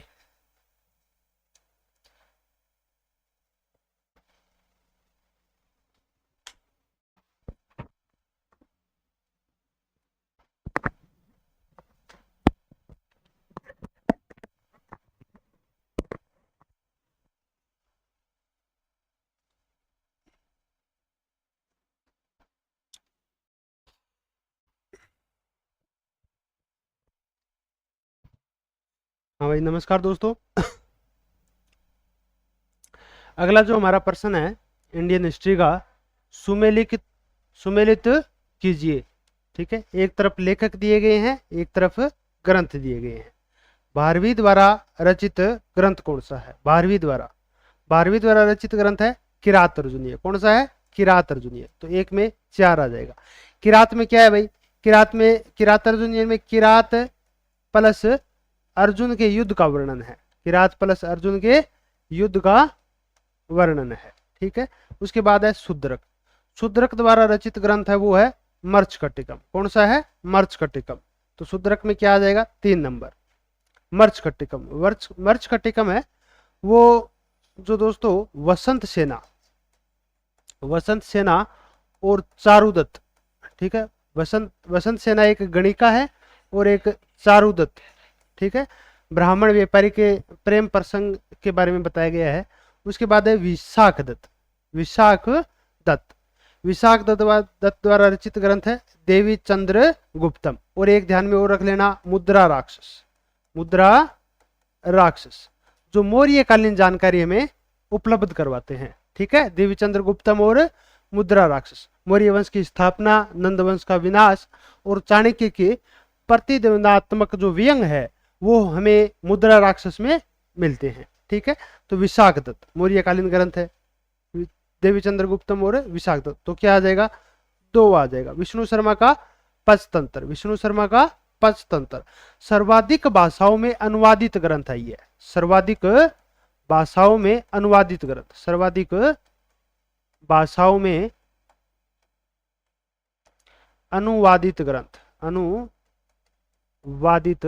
ग्रंथ है। यह अभी तक लगभग 50 से अधिक भाषाओं में अनुवाद है इसका हो चुका है। तो क्या हो जाएगा? 4, 3, 2 और 1 हो जाएगा। 4, 3, 2 और 1 आंसर क्या हो जाएगा? अपना ए नंबर ऑप्शन है वो सही हो जाएगा। ठीक है, अगला जो हमारा प्रश्न है, निम्नलिखित में कौन सा युग्म सुमेलित नहीं है? कौन सा युग्म है वो सही सुमेलित नहीं है, वो बताना है। नहीं है, ठीक है। जमनालाल बजाज वर्धा का सत्याग्रह दोस्तों, वर्धा का सत्याग्रह आश्रम है वर्धा का सत्याग्रह आश्रम विनोदा भावे द्वारा जमनालाल बजाज के आग्रह पर ही, विनोदा भावे द्वारा जमुनालाल बजाज के आग्रह पर, ठीक है, इसका निर्माण करवाया गया। ठीक है, उसके बाद है दादा भाई नेरोजी, बम्बई एसोसिएशन। बम्बई एसोसिएशन से संबंध दादा भाई नेरोजी का है। इसकी स्थापना 1852 में होती है और यह बम्बई प्रेसिडेंसी का प्रथम राजनीतिक एक संगठन था। और आपसे पूछे Bombay presidency association, Bombay presidency, Bombay presidency association, association, Bombay presidency association की स्थापना है वो होती है 1885 में। किसके द्वारा की जाती है? इसमें बदरुद्दीन तैयबजी, बदरुद्दीन तैयबजी, फिरोज शाह मेहता,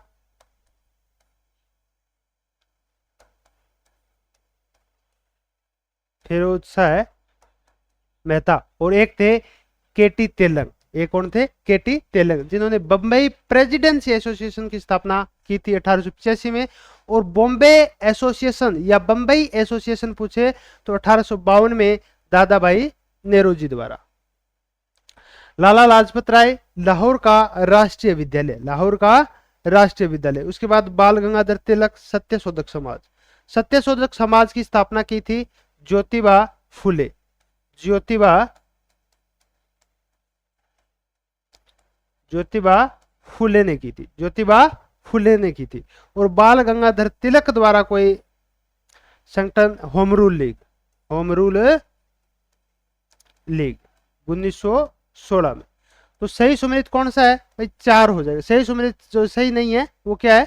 4 नंबर ऑप्शन हो जाएगा, क्योंकि बाल गंगाधर तिलक द्वारा होम रूल लीग है, सत्यशोधक समाज तो ज्योतिबा फुले द्वारा स्थापना है वो की गई थी। अगले प्रश्न की तरफ बढ़ते हैं। इनमें से कौन सा सम्राट अकबर के दरबार में चित्रकारी के उस्ताद में थे? ठीक है, अब्दुल हसन, अबुल हसन, यह तो जहांगीर के दरबार में था। किसके दरबार में? यह जहांगीर के दरबार में एक प्रसिद्ध चित्रकार था। यह तो नहीं होगा। मुस्किन, ख्वाजा अब्दुल समद, हाँ ख्वाजा अब्दुल समद। उस्ताद मंसूर भी, यह भी एक जहांगीर के दरबार में, जहांगीर के दरबार में। यह एक पशु पक्षियों का चितेरा, पशु पक्षियों का चितेरा भी इसे हम कहते हैं। यह पेड़ पौधे और पशु पक्षियों के चित्र में प्रसिद्ध था।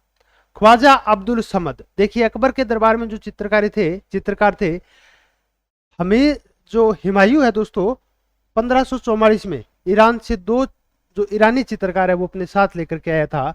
एक का नाम था मीर सैयद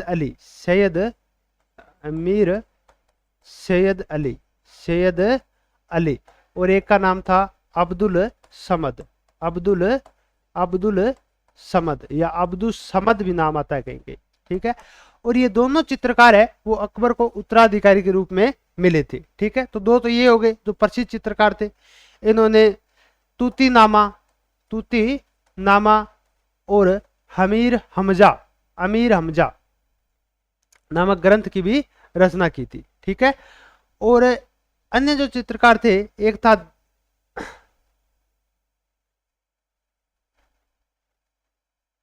मीर सैयद अली और अब्दुल समद। तो आंसर क्या हो जाएगा अपना? 3 नंबर है आंसर हो जाएगा। ठीक है, हाँ एक था दसवंत, एक कौन था? एक दसवंत नामक चित्रकार भी अकबर के दरबार में रहता था।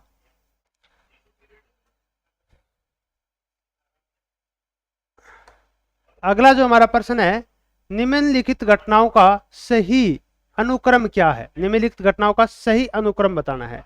तिलक की होम रूल लीग, इसकी बाल गंगाधर तिलक द्वारा 1916 में, और इसका जो क्षेत्र था वो था महाराष्ट्र और कर्नाटक, बंबई प्रांत को छोड़ करके महाराष्ट्र और कर्नाटक। और जो दक्षिण भारत में मद्रास में जो होम रूल लीग चलाया जा रहा था, होम रूल लीग का जो नेतृत्व है वो एनी बेसेंट ने किया। किसने किया? एनी बेसेंट ने किया। ठीक है, तो यह घटना कब की है? 1916 की। उसके बाद है कामागाटामारू प्रसंग। कामागाटामारू, कामागाटामारू है वो एक जापानी जहाज का नाम है, ठीक है, जापानी जहाज का नाम।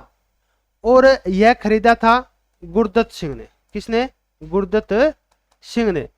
और यह कनाडा जाने के लिए रवाना हुआ था और कनाडा सरकार ने इस कामागाटामारू जहाज को अपने देश में जो एंट्री करने की परमिशन नहीं दी थी, इसके कारण इसको वापस आना पड़ा। तो यह प्रकरण है कामागाटामारू प्रकरण और यह 1914 का है, अप्रैल मई 1914, अप्रैल और मई का।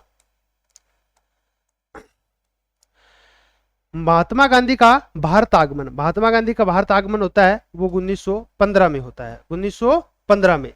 तो सर्वप्रथम घटना हो गई अपने 1914 की कामागाटामारू प्रकरण।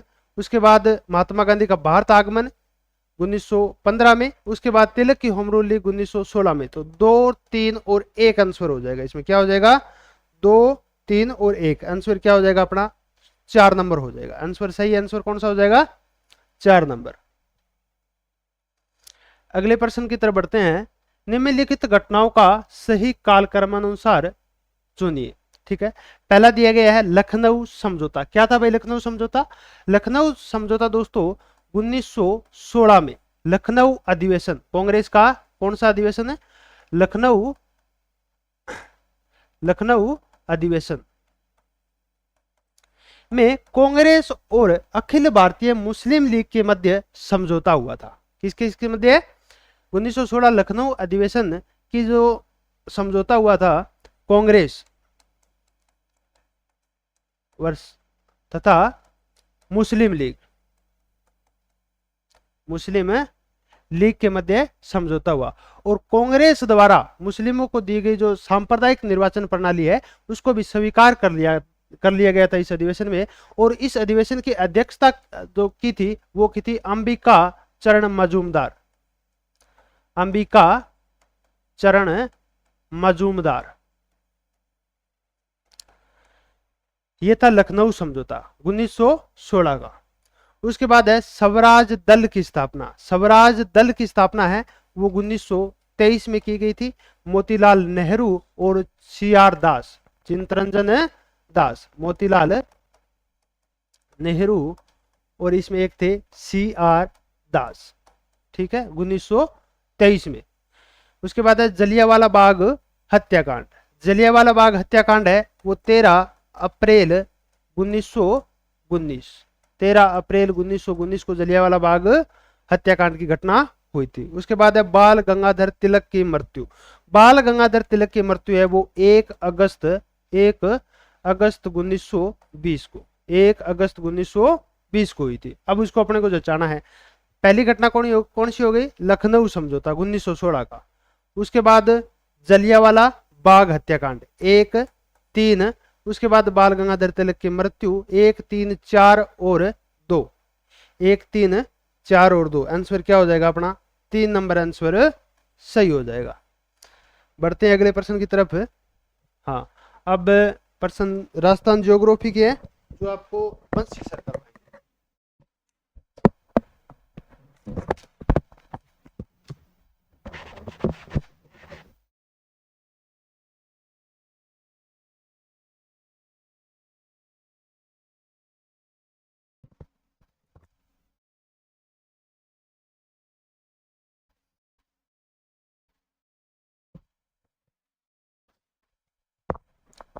हाँ जी नमस्कार। मॉडल पेपर जो 15 अपना चल रहा है उसके अंदर जो ज्योग्राफी के क्वेश्चन हैं उनको सोल्व कर लेते हैं, उनकी जो व्याख्या हम देख लेते हैं। सबसे पहला क्वेश्चन है अपना वो है झालावाड़ और बांसवाड़ा है जिले किस जलवायु खंड में सम्मिलित है? किस जलवायु खंड में सम्मिलित है? तो यहाँ पे ऑप्शन में दे रखा है अपने को आर्द्र प्रदेश है, आर्द्र प्रदेश है, अति आर्द्र प्रदेश है, उप आर्द्र प्रदेश है। इसके अंदर बात की जाए तो ये दोनों जो जिले हैं वो आते हैं अति आर्द्र के अंदर आते हैं। क्यों आते हैं? क्योंकि राजस्थान के अंदर बात की जाए तो राजस्थान के अंदर सर्वाधिक जो वर्षा होती है, सर्वाधिक जो वर्षा होती है, सबसे अधिक वर्षा है, सर्वाधिक वर्षा वो झालावाड़ के अंदर होती है।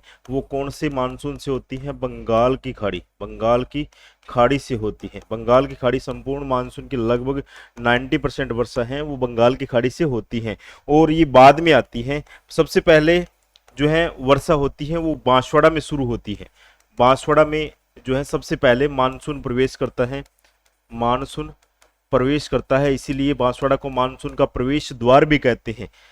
तो ये यहाँ पे कौन सी शाखा आती है, ये जो दक्षिणी पश्चिमी मानसून की अरब सागर शाखा है, अरब सागरीय ये शाखा होती है, अरब सागरीय शाखा होती है। जो अपना एक मानसून है राजस्थान के अंदर जो वर्षा करता है, दक्षिणी पश्चिमी मानसून है, दक्षिणी पश्चिमी मानसून है। इस मानसून की जो है दो शाखाएं हैं, दो शाखाएं हैं, एक तो है अरब सागरीय शाखा है, एक बंगाल की खाड़ी की शाखा है। इन दोनों जिलों में है अलग अलग जो शाखाएं वर्षा करती हैं। जैसे बांसवाड़ा जो है उसके अंदर सबसे पहले वर्षा होती है और सबसे जो है यहाँ पे बात की जाए जो अरब सागरीय शाखा से सबसे कम वर्षा होती है, वो सबसे कम वर्षा होती है, 10% वर्षा होती है। उसके अलावा 90% जो मानसून काल की वर्षा है वो बंगाल की खाड़ी से होती है। ठीक है, तो यहाँ पे इसका जो है तीसरा ऑप्शन सही है। अगला क्वेश्चन है, राजस्थान में सबसे बड़ा कृषि जलवायु प्रदेश, सबसे बड़ा कृषि जलवायु प्रदेश आपको पता होगा जो ICAR है उसके द्वारा राजस्थान के अंदर है 10 कृषि जलवायु खंड है, जलवायु खंड बनाए गए हैं। उसके अंदर यहाँ पे क्वेश्चन पूछा गया सबसे बड़े का, सबसे छोटे का भी पूछा जा चुका है। सबसे बड़े का है वो है फर्स्ट सी है, फर्स्ट सी है अति शुष्क आंशिक सिंचित क्षेत्र है। इसके अंदर बात करें तो जैसलमेर जिला आता है, इसके अंदर सबसे बड़ा जिला है आप, और एक बीकानेर आता है इसके अंदर, एक आता है चूरू। ये 3 जिले हैं इसके अंदर सम्मिलित हैं। सबसे बड़ा जो कृषि जलवायु खंड है और सबसे जो बड़ा जिला है वो आपको पता ही है जैसलमेर है। इसके अलावा बात करें सबसे छोटा, अगर पूछ ले हमसे सबसे छोटा कृषि जलवायु खंड, कृषि जलवायु खंड, सबसे छोटा कृषि जलवायु खंड है वो है 4th बी, जिसे हम बोलते हैं दक्षिणी आर्द्र जलवायु, दक्षिणी आर्द्र जलवायु। इस दक्षिणी आर्द्र जलवायु के अंदर बात की जाए तो इस दक्षिणी आर्द्र जलवायु के अंदर जिले जो आते हैं अपने हैं बांसवाड़ा है, डूंगरपुर है, उदयपुर है, सलूम्बर है और चित्तौड़गढ़ है, ये जिले इसके अंदर आते हैं, ये भी ध्यान रखें।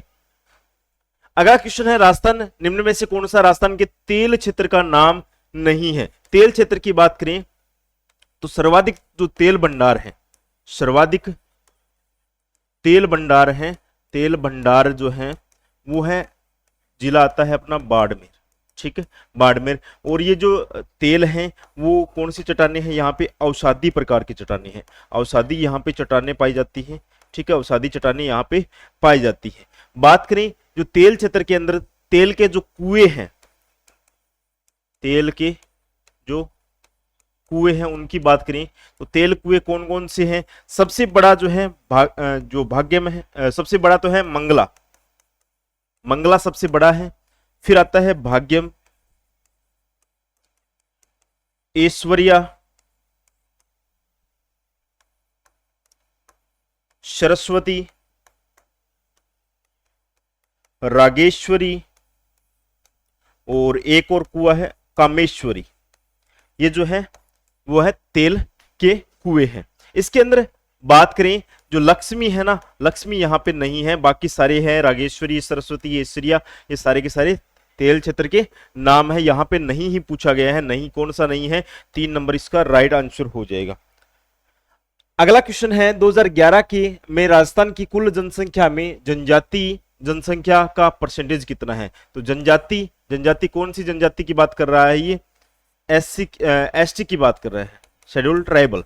ठीक है, इसका प्रतिशत है 13.48% है, लगभग के अंदर मान सकते हैं 13.5% है। बात करें सर्वाधिक कहां पर है, बात करें अगर हम मैक्सिमम और मिनिमम की, अधिकतम और न्यूनतम, अधिकतम तो है उदयपुर के अंदर है, अधिकतम उदयपुर के अंदर है। ऐसे ही जो अपना ऑप्शन है इसका ये 13.5 वाला है। बात करें यहां पे जो है SC की, तो SC के अंदर है 17.8% जो है राजस्थान की जनसंख्या का जो है SC है। यहां पे जो है मिनिमम जो है वो है बीकानेर, जो एसटी का है वो बीकानेर है, और जो एससी के अंदर बात करें, एससी के अंदर है वो मैक्सिमम तो है गंगानगर, और मिनिमम है डूंगरपुर। ये जिले भी आप ध्यान रखना, थोड़ा सा मैक्सिमम और मिनिमम इनका परसेंटेज के साथ में याद रखना। 13.5% इसका राइट आंसर है। नेक्स्ट अगला है जो पशुधन से क्वेश्चन है, गोमट और जो मेवाड़ी किसकी नस्ल है? गोमट और जो मेवाड़ी है किस पशु की नस्ल है? तो ये है अपने ऊंट की है। ऊंट जिसे रेगिस्तान का जहाज कहते हैं, रेगिस्तान का जहाज कहा जाता है, जहाज कहते हैं, और राज्य पशु का भी इनको है दर्जा दिया जा चुका है। ठीक है, तो ये थे अपने आज के क्वेश्चन मॉडल पेपर 15 में ज्योग्राफी की क्वेश्चन। इसके बाद में आपके जो है साइकोलॉजी मैनेजमेंट साइंस की क्वेश्चन है।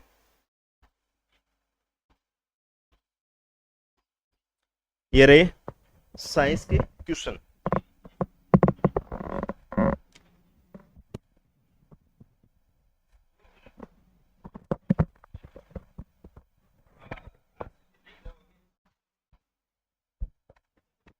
नमस्कार, सभी का स्वागत अभिनंदन है। साइंस का क्वेश्चन है मॉडल पेपर 15। हमारे द्वारा दिए गए सभी मॉडल पेपर में अंतिम मॉडल पेपर 15 नंबर का है। वीडियो सॉल्यूशन करने जा रहे हैं। देखिए, 10 किलोग्राम द्रव्यमान का एक पिंड स्वतंत्र रूप से वायु में गिरते हुए 8 मीटर की दूरी तय करता है।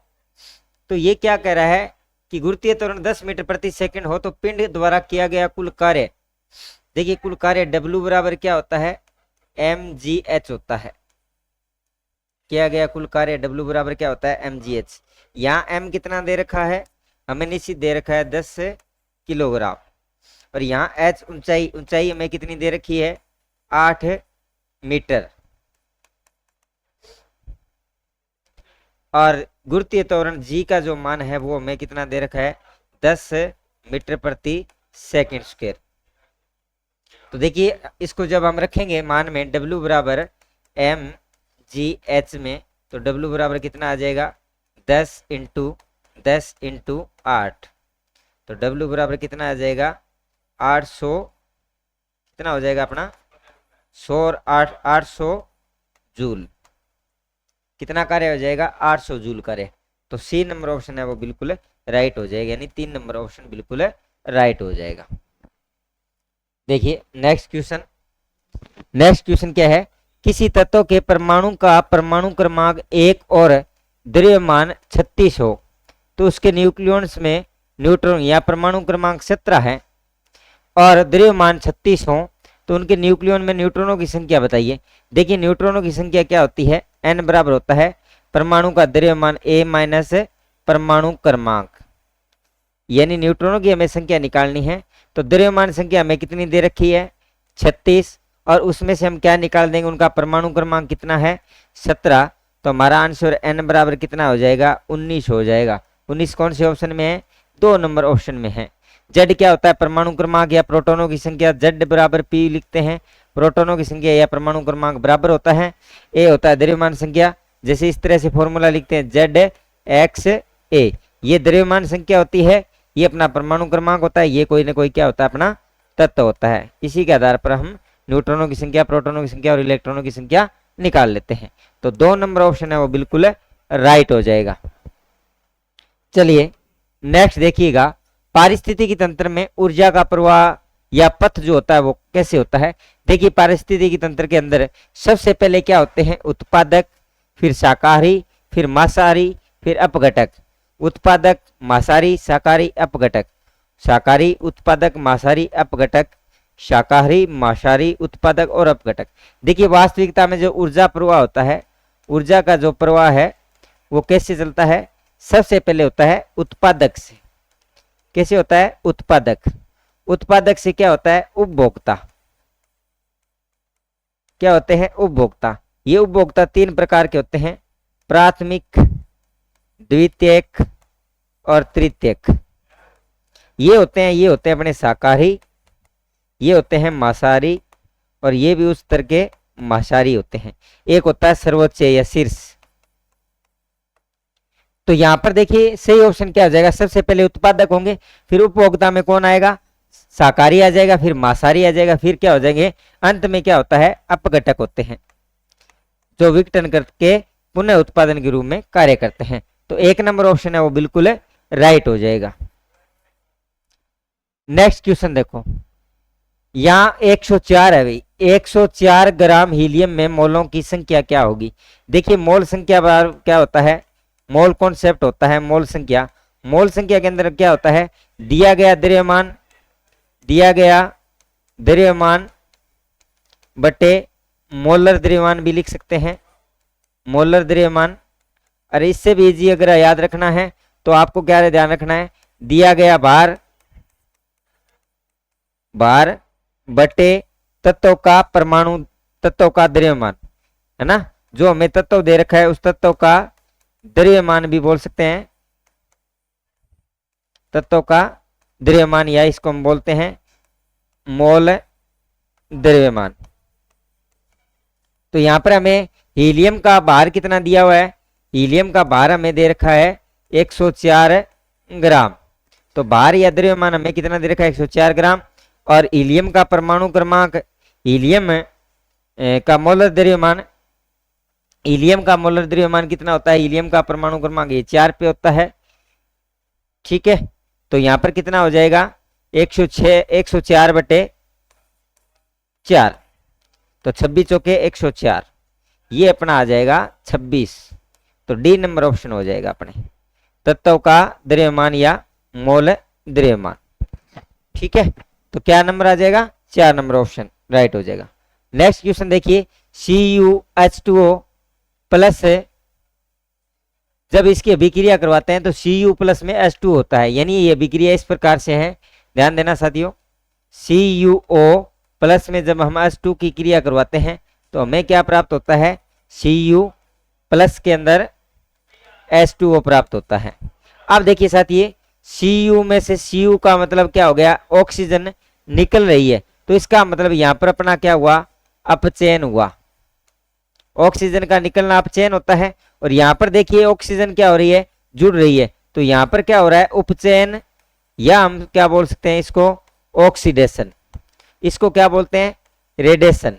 और मैंने एक चीज बताई थी कि जिनका ऑक्सीकरण होता है, जिनका क्या होता है, जिनका ऑक्सीडेशन होता है वे क्या कहलाते हैं, अपचायक, और जिनका रेडिएशन होता है वे क्या कहलाते हैं, ऑक्सीकारक।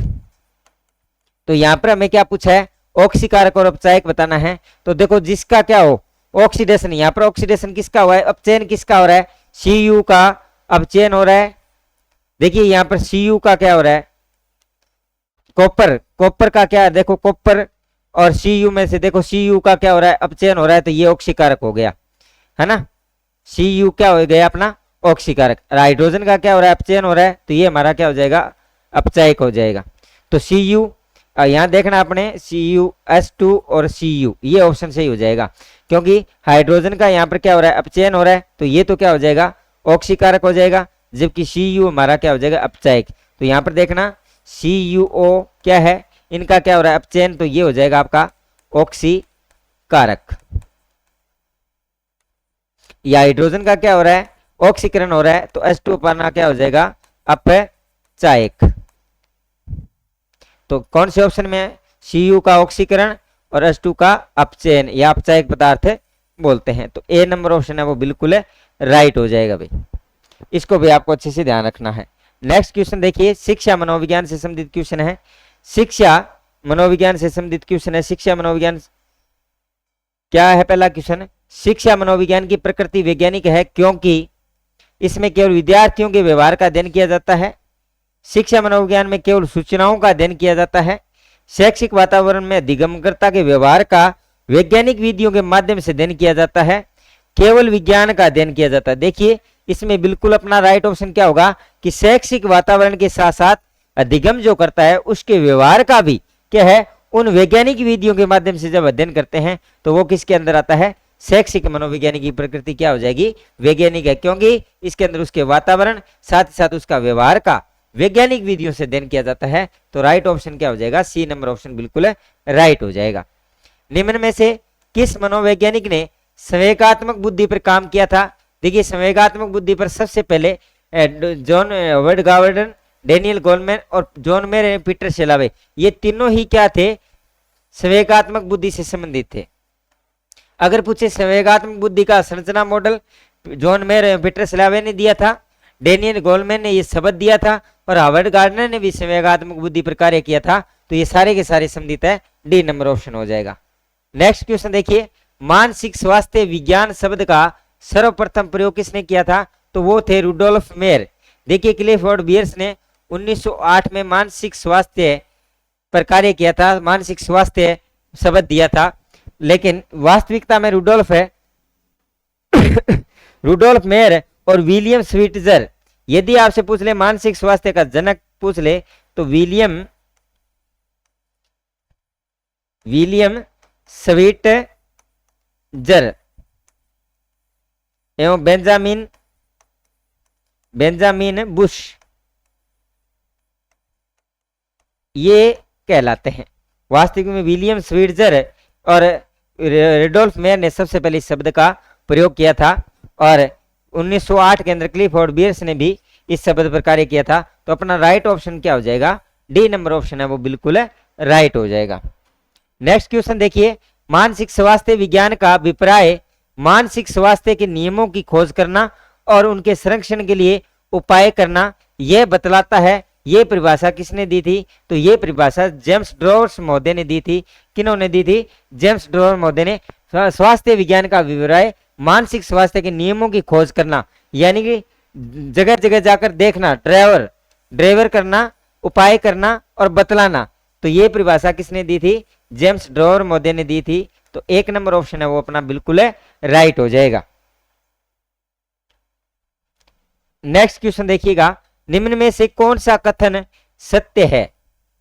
जीवन समायोजन की विशिष्ट क्रिया है, समायोजन व्यक्तिगत क्रिया है, समायोजन वह प्रक्रिया है जिससे एक व्यक्ति मनोवैज्ञानिक तथा शारीरिक संतुलन बनाए रखने का परिवर्तन करता है, समायोजन शिक्षा से जुड़ा हुआ है। देखिए वास्तविकता में अगर सही कथन की बात करें तो समायोजन एक ऐसी प्रक्रिया होती है जिसके अंदर व्यक्ति मनोवैज्ञानिक और शारीरिक संतुलन बनाने में क्या रहता है? सफल रहता है, तो वह पूर्ण रूप से क्या है? समायोजित है। तो 3 नंबर ऑप्शन है वो बिल्कुल राइट हो जाएगा, C number option. Next question देखिए, राष्ट्रीय शिक्षा नीति 2020 के अंदर प्रस्तावित राष्ट्रीय मूल्यांकन केंद्र को क्या नाम दिया गया है? देखिए दीक्षा, ये भी एक पोर्टल है, शिक्षा पोर्टल है। निखार, ये तो क्या होता है? स्वास्थ्य के अंदर निखार आ जाता है, वो है। दिशा है, ये अपना शिक्षा बोर्ड है, ये परामर्शकारी संस्था है शिक्षा बोर्ड की। इन्होंने 4 परामर्शकारी दिए थे, दिशा, दृष्टि, गार्गी और प्राइम। और ये जो परख है ये इसका क्या होता है? मूल्यांकन केंद्र होता है। राष्ट्रीय जो शिक्षा नीति है उसका मूल्यांकन केंद्र कौन होता है? परख, क्योंकि ये समग्र विकास के लिए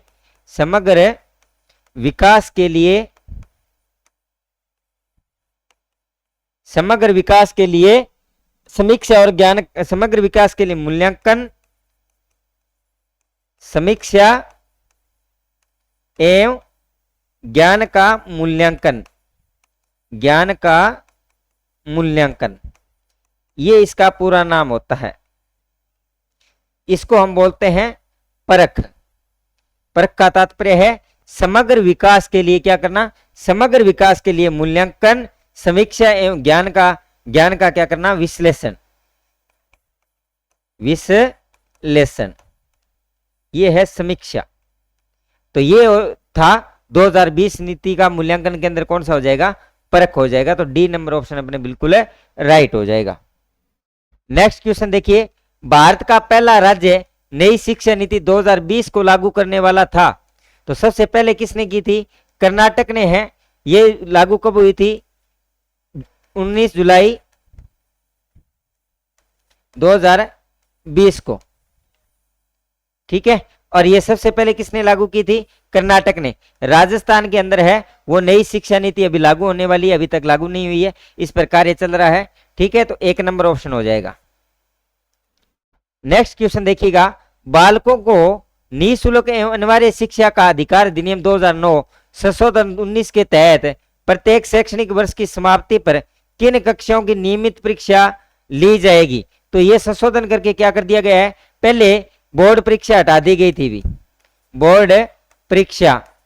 अब देखिए 5वीं और 8वीं के अंदर 2019 में संशोधन कर दिया कि 5वीं और 8वीं के अंदर कक्षा जो 5 है वो 5वीं और 8वीं के अंदर आपको क्या है, बच्चे को फेल भी कर सकते हो।